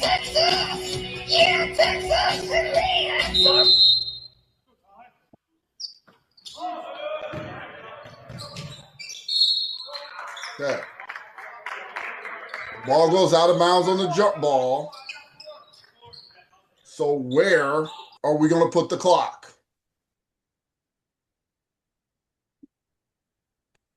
You can type it in the chat too if you want to. You guys can type it in the The chat. ball goes out of bounds. It's untouched other than the jump ball. It goes to the front court. I will help you. We are giving it to the team in their front court. Nobody touched it previously, so this is where we start the alternating possession as well. So where are we putting the clock? And somebody said it. 20. We got some 20s. 20. We got a 25 and a 35 in the chat so far. Okay. Does anybody think 35? And that's okay. Just say why. 35. Why 35? Okay. Because it's possession. It's it's the beginning possession. Okay. Well, it is 20. And the reason being is because we are giving possession in the front court to the team in their front court. So when the ball's out of bounds in their front court and we have a new possession because we did not have possession prior, it should always be 20 to start in this particular case. Jeff, real quick, since again, you're talking about a jump ball, when the official we're talking about a jump ball. I'm just specifically talking about a jump ball because this is what the play was. So slow down, take our time, communicate that, again, and then also sometimes you got to communicate where we start the alternating possession. That actually was a question in this game, who gets the ball, arrow, and situations like that, and just so to make it easy for everybody, because we had not established the arrow. Once the ball goes out of bounds, we established the arrow by handing the ball at the disposal of the thrower. So white would get the ball, the arrow when the throw-in legally ends, blue would get the ball in this case. Jeff, so just take your time to know this. Jeff, can you go back just to the beginning, right before the official tossed the ball for a second? Yes. Just pause it. So explain to everyone so they'll know, once the official tosses the ball and the ball is legally tapped by either one jumper, either jumper or both jumpers, when does the game clock start and when does the shot clock start? Well, I'll say this. The ball is dead until the ball becomes live once the tosser leaves his hand or her hand. So when they toss the ball in the air, that's when the ball becomes live. Why is that important? Because all kinds of things can happen during a dead ball versus a live ball that we have to adjudicate differently. So you need to know that. So it's just like putting the ball at the disposal of a free thrower or a thrower in. Same concept. So it starts when the ball's legally thrown up. The clock starts when the ball is tapped legally by one of the jumpers. One or both of the jumpers. They can do it at the same time, but when whoever does it first, the clock needs to start. Do not wait until possession. As a matter of fact, that's a good point because I want to know if the clock started. And it did. So the clock started. If you kind of see in the little corner, 7:56, I believe, is on the clock. So that's what is supposed to happen. There is no possession, but the clock started because there's a legal touch. And then because we have a shot clock game, we have to start to put them at 20 because it's in the front court. And again, take your time, communicate to the crew. We'll put the ball in play. This starts the alternating possession, but this is one time when it does not start. And also the shot clock does not start on the jump ball until possession. Not when it's touched, possession. So the shot clock shouldn't have started even if somebody touched it. They got to have possession. Okay? So we have a violation. Now, well, is there anything maybe somebody noticing right now that could be another issue? If not, the ball was touched. So probably a second or so should come off that clock, meaning the shot clock and the game clock. So the ball was touched. It should not stay at the same pot. That was what I was trying to say or show as well. And again, just know where we are and how we're starting the game. That's key. And this is going to happen in every game that we have, especially if we have a shot clock. Even in a real game, time should come off the clock. Okay. So let's do it with another situation. These are kind of random. So we're going to go through this. 20, 35, or where it's at. So we have a possession in the front court, and you can see there's 26 on the clock.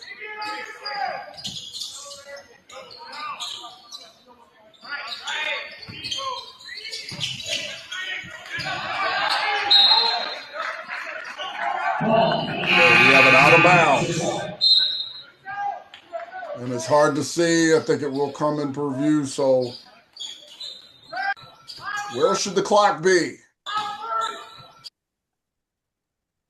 20, 35, or where it should stay, or where it was? Yeah, we got no reset, stays the same. Where it was. Same. Anybody think it should go to 20? What's it say? Does it say 13 right now? I think it says 13. Yeah, it says 13. Stays the But same. it's definitely under 20, so we know that. Mm-hmm. So where should they set the clock? Is this proper?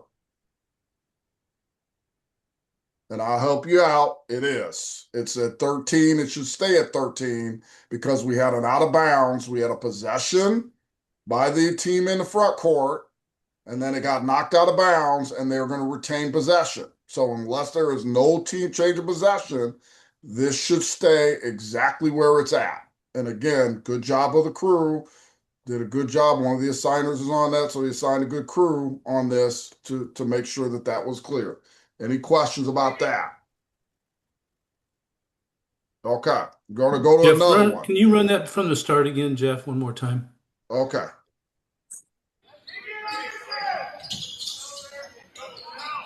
So we have possession. There's like 20 right now. It was at 24. Okay, there it is. Okay, so it was ruled out of bounds, and I believe 13 was on the clock. So 13 would be where we would stay, or whatever that number is, because it's under 20, and it doesn't matter where it's at. It could be over 20. It would stay where it is the same because of the violation, the out of bounds violation. No change of possession. Okay, here we have a new possession, either throw in or rebound. I think it was a throw in.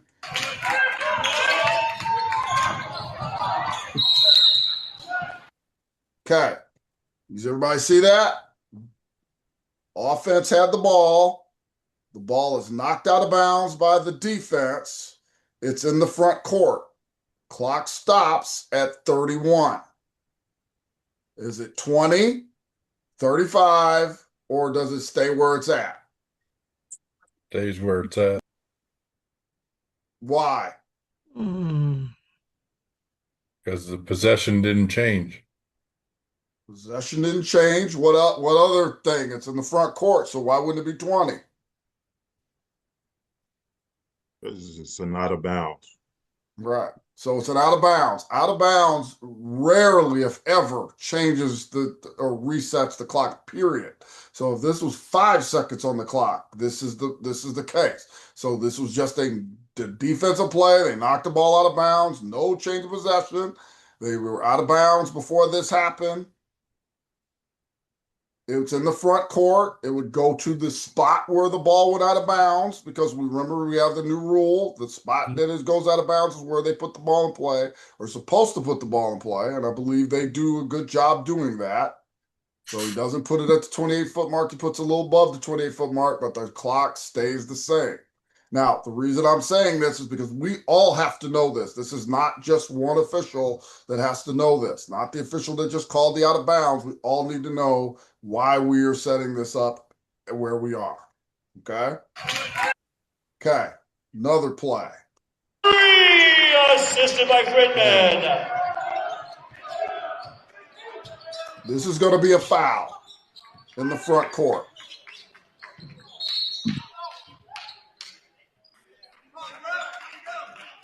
Okay, so we have a foul. For foul on number 2, left, and that's his second. 25 is on the clock. So do we go to 20, reset to 35, or stay where it's at? Stay where it's at. Stay where it's at. Stay where it's at. Because it's a foul by the defense. They have retained possession. No change of possession has happened. And again, this is the thought process that needs to go through your mind. What happened? Even if you're the non-calling official, you should know why your partner called a foul. They called a foul on the defense. They're putting it in a and matter of fact, we're putting this now because of the location of the foul. It happens in the side the three-point line. So it goes to the end line. This is also a part of it. So we should know that and know as well as where we're going to move if we're going to do anything to shot clock. Obviously, we're not going to do anything with the shot. 11, that's his second, team second. Markman checks in to the Spartan Triple. Now, let me also say this, because this also happens. We bring subs. We sometimes have a delay. Still check the clock to make sure that they don't reset. Because there could be you not thinking about it, and they're like, all of a sudden you see 35 up on the clock. which happened earlier in this tournament. As a matter of fact, I saw something and then they didn't change it. So don't fall asleep and be like, oh, okay, we don't have to worry about it. Still maintain your focus on where we're supposed to put the clock. Okay, and they properly did this. Assisted by Fridman. Okay. Here's another play. Jeff, one more thing we need to mention on that last play. If the shot clock was under 20 and the defense fouls and the offense is getting back for a throw-in, the shot clock would then go to 20. Right, Correct. and I'm going to show some Correct. examples of that as well. So here's the situation. And this is just being aware of the shot clock because there's a part of it that we need to know. Does the ball hit the rim?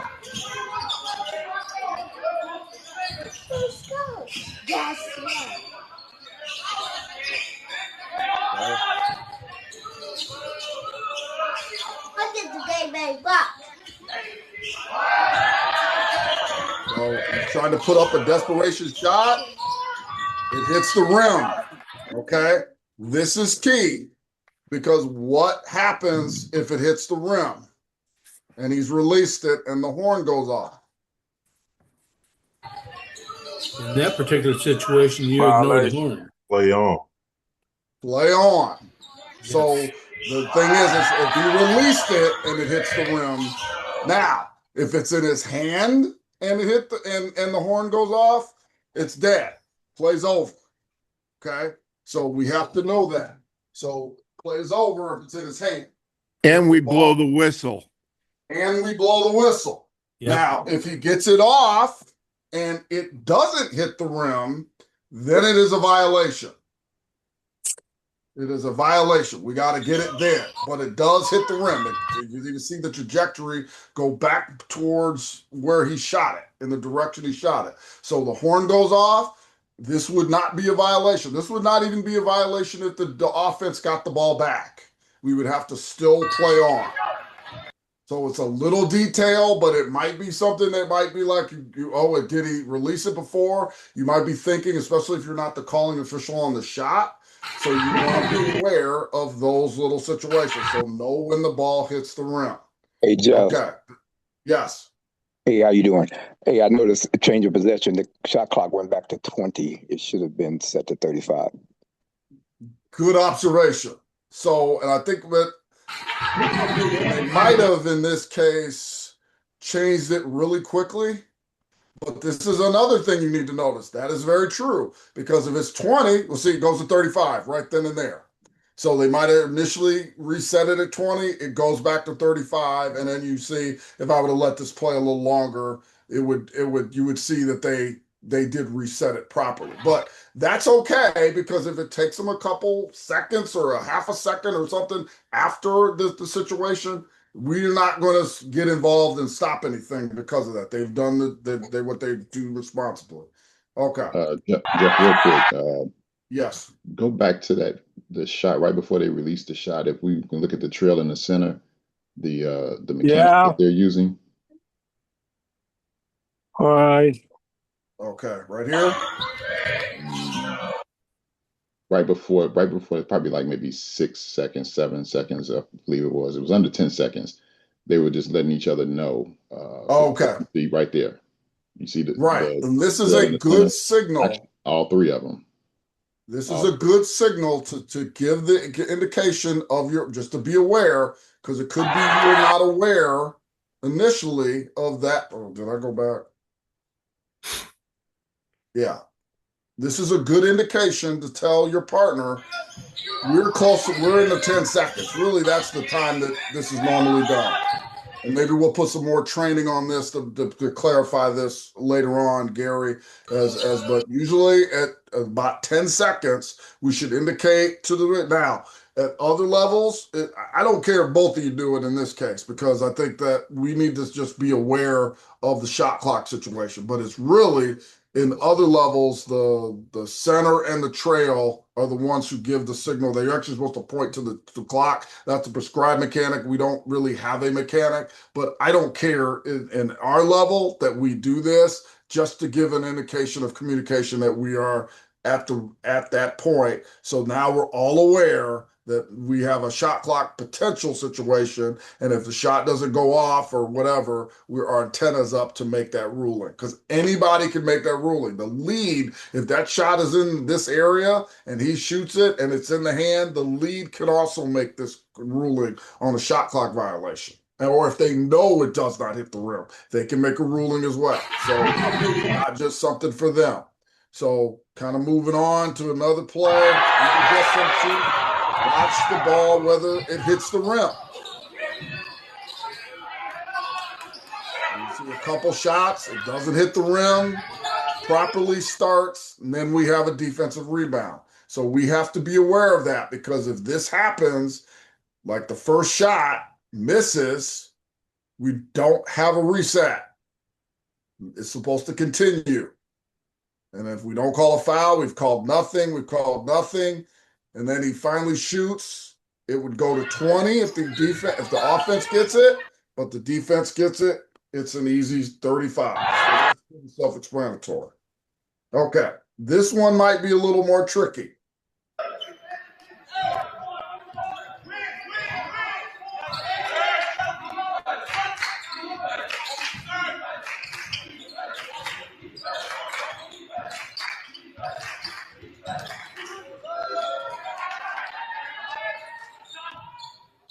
We're scrambling for the ball.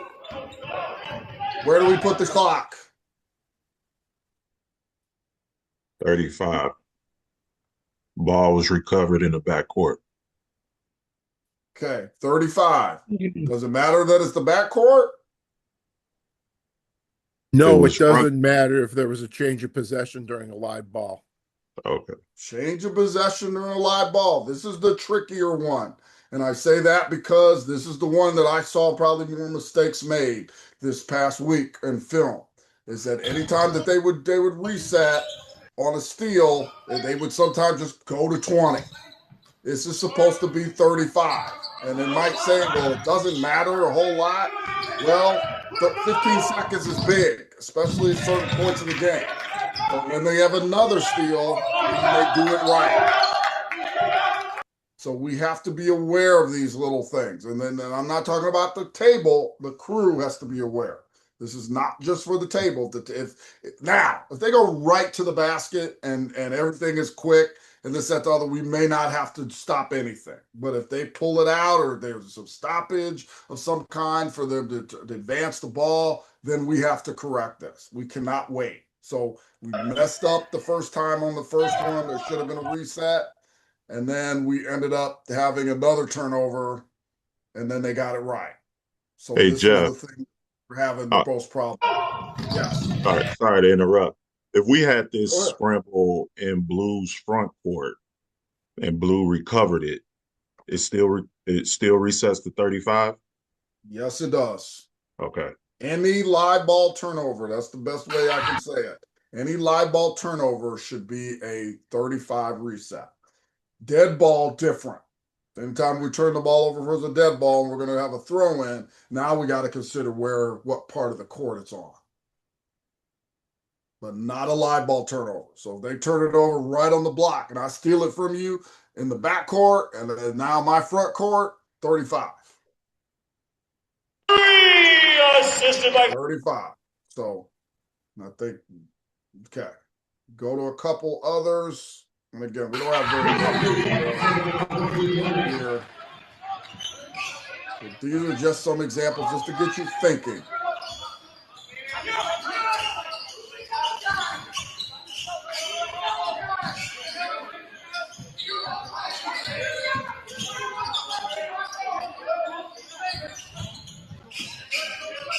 So we're under 20 now.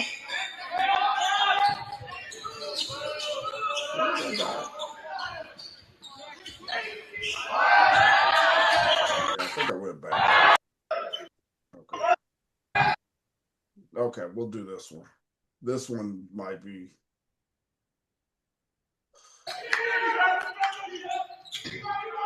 So we have a shot. I see for three. Now, assisted by Bianchi. Where do we put the clock?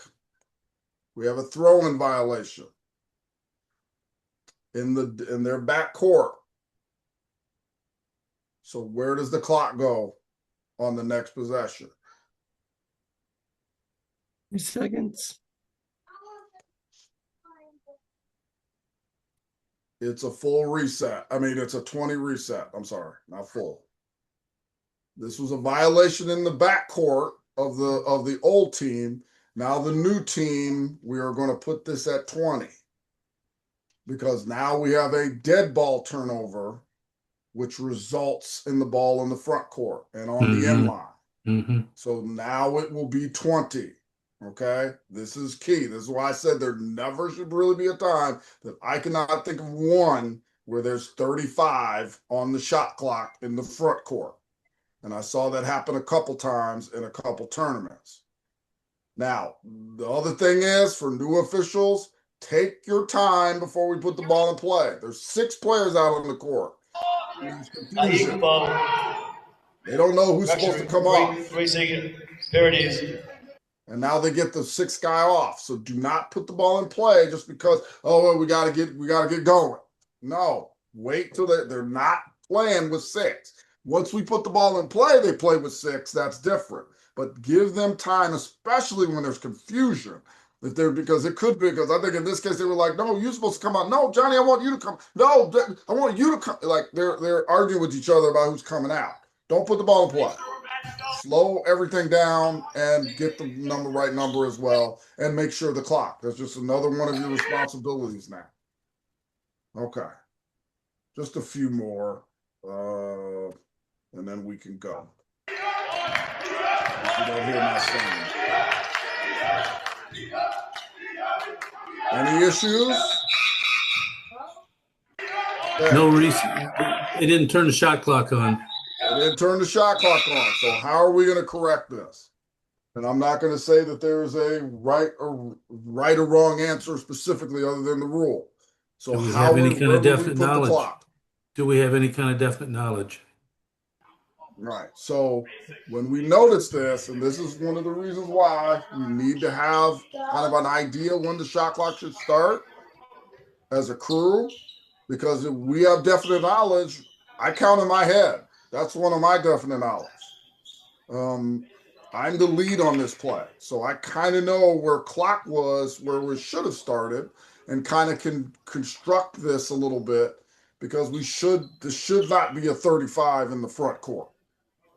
That's dang near impossible if we're doing our job. So we end up coming up with the number 29.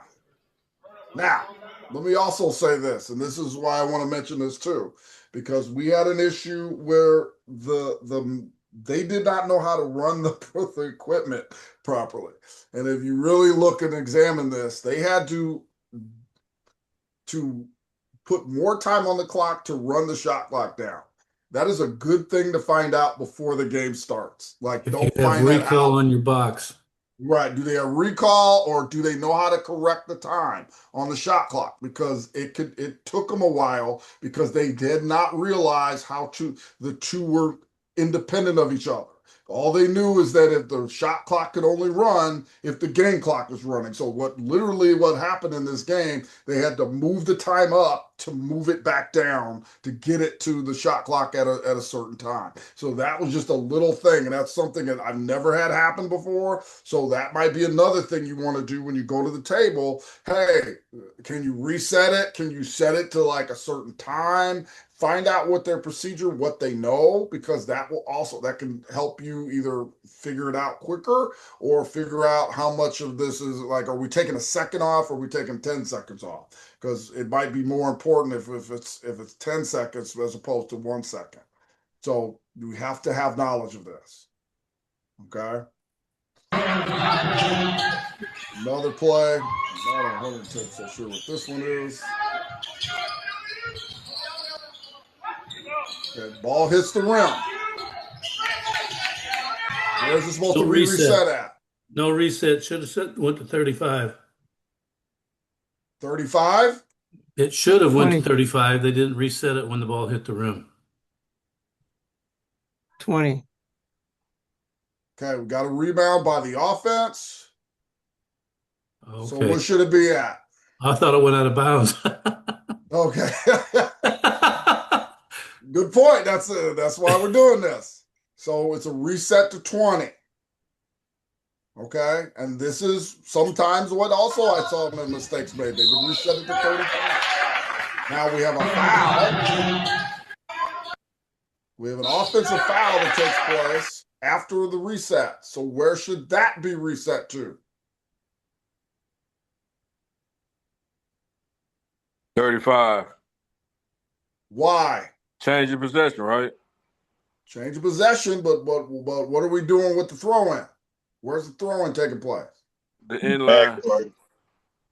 Wait. Front court or back court? That's the easiest way to remember it. Back court. Back court. So what do we do on back court turnovers? 35. With the throw-in? 35. 35. So this is a full reset. Again, in the front.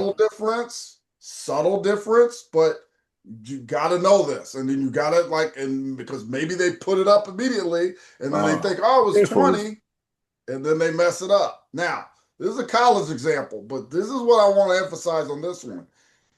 Does it hit the rim? Same rule concept.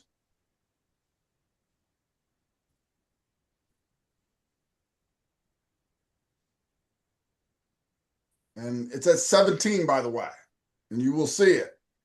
You see there's communication. Did that ball hit the rim? Yes. No, it did not hit the rim. That's what the official told me. Whoops. So It hit the rim. You might say to yourself that this is why we got to pay attention. We have to know this as a crew because as a lead, if you look at me as a lead, and I've made this mistake too, guys. So this is not me pointing a finger at somebody.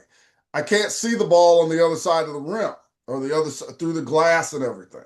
Sure, it looks like it hit the flange area to me. Yeah, it did hit the flange. So this should have been a reset with an out of bounds play. And again, there's nothing wrong with asking questions, but you got to know. And matter of fact, if you're seeing it at 17 and you know it hit the rim, then you need to come in and say, hey, Jeff, why we're 17? Because then we need to know, we need to kind of figure it out.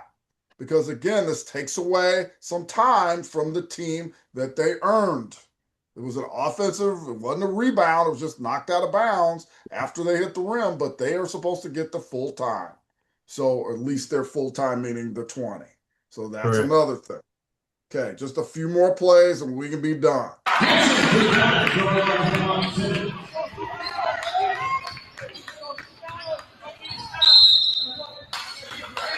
Okay, we have a timeout. We're in the front court. Okay. What are we doing with the clock? And why? 29 seconds. Should stay where it's at. Timeout does not change the status of the shot clock. It stays the exact same. Now, this appears to be in the front court. What happens differently if this was a timeout given in the back court?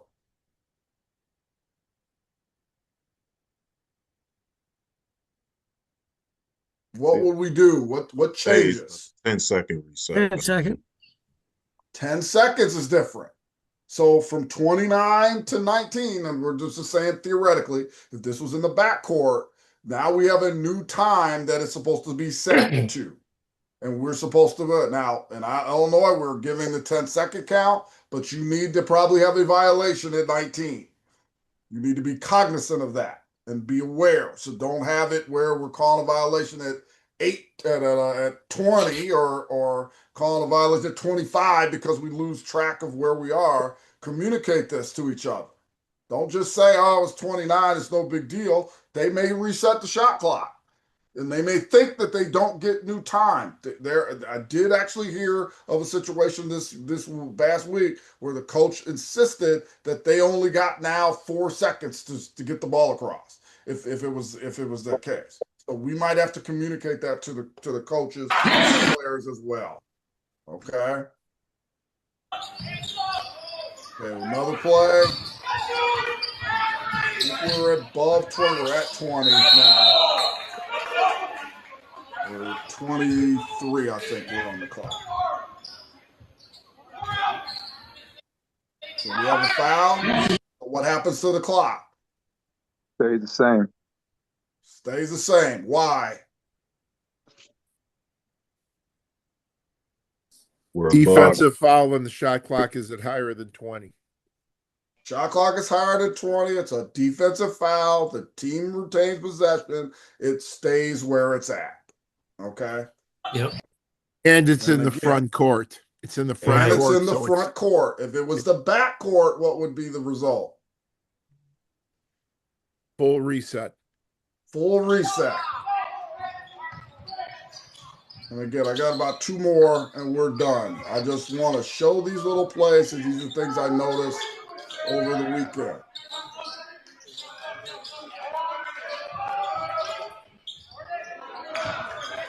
Okay. So obviously we got a full reset. And what happened? What happened? Live ball turnover. A live ball turnover. Now, what did they do on the clock? Reset it to 20 in the front court. Reset to 20. Now, are we going to stop them because they reset this to 20 right now? Better not. Absolutely not. We're going to let them go to the basket. If he goes to the basket and hits the rim and there's a rebound, we'll worry about that rebound. But we're not going to stop play because, oh, he made a mistake or she made a mistake and now they reset it. They're going right to the basket. Just be cognizant of the time. Now, it misses the rim. Bad shot. Goes over. And now there's a rebound. Okay, we might need to stop it then. Because then that is when we Good need luck to with indicate. that. Yeah. Right. But we might need to stop it, but we need to be aware of what we're going to put on the clock. Because if they set it at 20, and let's say this 18 is on the clock, and let's say they miss the rim and the offense gets the rim, gets it back. All we got to do is just adjust the clock based off what it was. It was at 20, so 35. I would put it at 33. I'm just saying if there's a rebound, just being hypothetical here. So if we have a rebound by the offense, I would put this right back at 33 or 32 or whatever the time that we deem that took place. But we're not going to stop everything because you might notice that they made this mistake, but we're not going to worry about it right now. When this happens, let them go to the basket. Let whatever call the play accordingly. They make the basket, saves the day, doesn't cause us any issue. Okay? Okay. I think we got 2. This is one more after this one.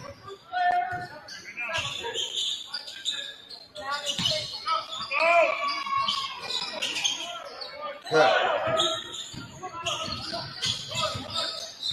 Anything wrong here? I don't think the ball hit the rim, did it?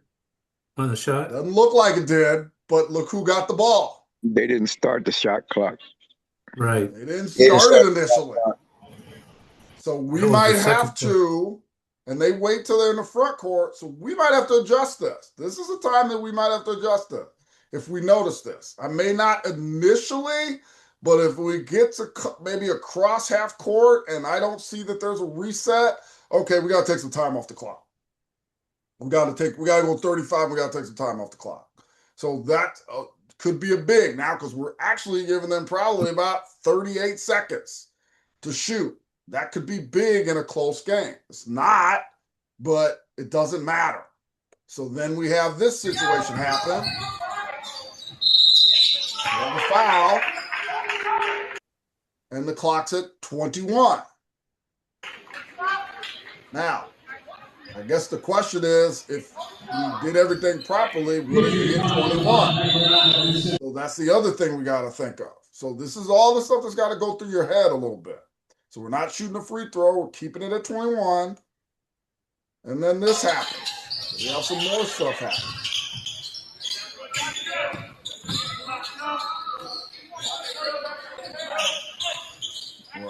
About under 10. Ball goes to the back court. A lot going on in this play. We have a foul. Now, if we're not shooting, where are we putting the clock? That should be a continuation shot this year. This year Might it will be, but let's just say we're not doing it. 20. Putting it at 20. Okay? So these are little things, and there was a lot going on because this was golf ball and we've been in the backcourt. So that means that technically we have another 10-second count potentially. Potentially. Because if this goes in the backcourt, like it did, we might have another count. Now, it's under 10 seconds, so this is not the biggest deal in the world. So that might be something to be aware of. But again, these are things that got to go through your mind, not just, hey, where am I located? What am I doing? We got to think of these things. And this should be the last play.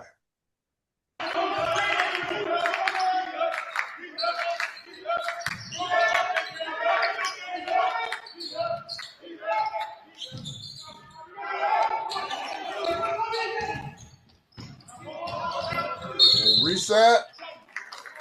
And we had a foul. This is a defensive foul. So where does the shot clock go? Marchese, It stays. It'd be more than 33. It'd be less than 33 though. It started late. So he said, call the foul. It's at 33. But what do they end up doing with the clock? They put it at 20. So they took away 13 seconds for this possession. And see, this is why this can happen, because we got a ton of subs. We have a game that's we maybe lose focus for a minute, and then we don't put the clock where it's supposed to be. Little things. This is the stuff that I want you to start to think in your mind. And if you're, and I would even say this: think this in your mind when you don't have a shot clock game. Where would we put the shot clock? Where would we put the shot clock? Even if you don't know that, I'm not saying know that it's between 17 and 22, but maybe think in your mind, oh, it's a front court foul, so we're going to put it at 20 potentially, or we're going to keep it the same potentially, or we're going to have a new reset. These are things that we got to start adding, because when this happens next year, or happens in your lower level game, which we'll have, Darren Sorter, who talked about this earlier, his conference is going to shot clock for every JV game in conference.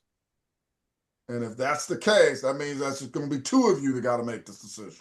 Hey, Jeff, real quick, while you showing this video, while the subs are coming in, this is a great moment of game awareness. So, and being partner aware. So when those subs were coming into the game, if you're like, we know the trail is bringing in the subs, he may lose track of the shot clock. The center may not pay attention. That lead, you need to be paying attention to that. That center in that lead, you're not bringing in those subs. You should be paying attention to that shot clock, so that way you don't miss that. If they do reset it when they shouldn't, or whatever the case may be, pay attention to that, because again, it's the trail is bringing those subs in. He's trying to make sure 5 on, 5 off. It could be both teams bringing subs in. He might get distracted. He or she might get distracted. Those other officials, you need to be making sure you keep an eye on that shot clock. And the lead was distracted and did not get this right. So, and again, I probably was the most veteran of the shot clock officials on the game, and I did not catch this. But we had a lot of issues with the shot clock operator. So that's why it's very important to talk to the shot clock operator. And in this case, and this was the interesting thing, this particular conference assigns the shot clock person. So now we have another element to this situation.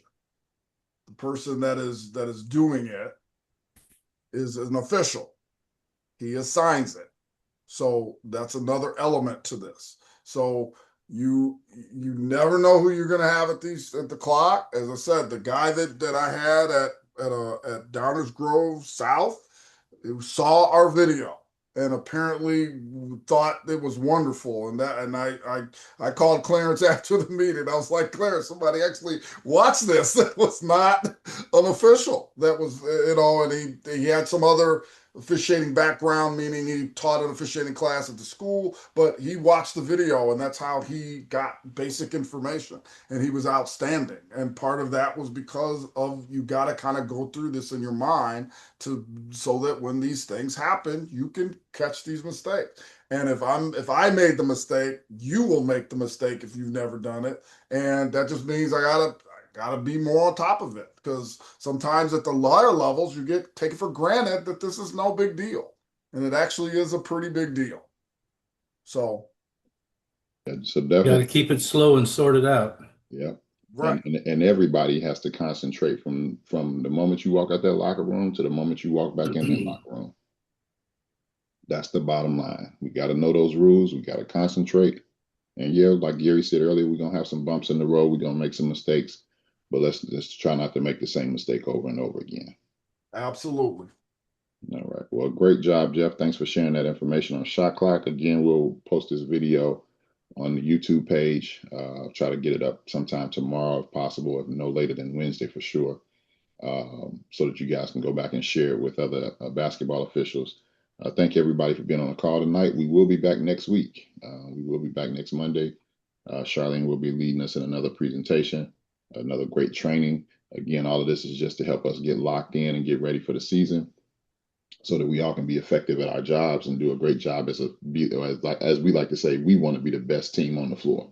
So that's the goal. So Gary, any final words you got before we leave? I would like to ask you guys, and it was brought up to me, which is a good thing because we know we're getting some participation and some viewers, but would it be a better situation or a worse situation if we changed these presentations from Monday evening to Sunday evening? And I say that because of girls basketball, there's a lot of guys out working and a lot of females out working. Games, when if we can make it a Sunday, I mean, yeah. Of course, then you got the argument, you're working Tuesday, Thursday, Friday, Saturday, now video on Sunday. Yeah. Just something for you guys to think about and discuss, and Okay. I'd be interested in your thoughts. Definitely, we can definitely talk about that, think it over, and get back to you with a solution on that. I mean, even as the signers, we're out and about, Yeah, we might consider that at the beginning of the year. We'll talk about that. Yeah, definitely. I know we got freshman games on Sunday, so that's gonna, but that's a whole nother conversation. But again, we'll work out the details. Mm-hmm. Okay. Work out the details. So, but thank you everybody for being on the call. Again, don't want to hold you any longer.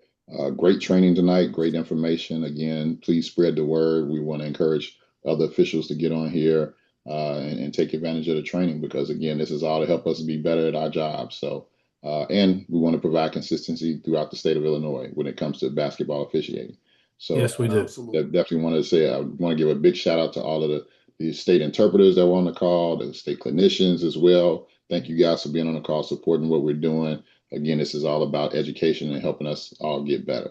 So thank you guys and have a great week. Be safe out there, dress warm, take care of yourselves, and we'll see you next week. Good night. Safe travels, everyone.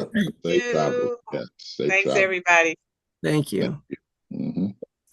Thank you. You're welcome. We'll stick around for a few minutes. Anybody got any questions? If we have any questions that are specific,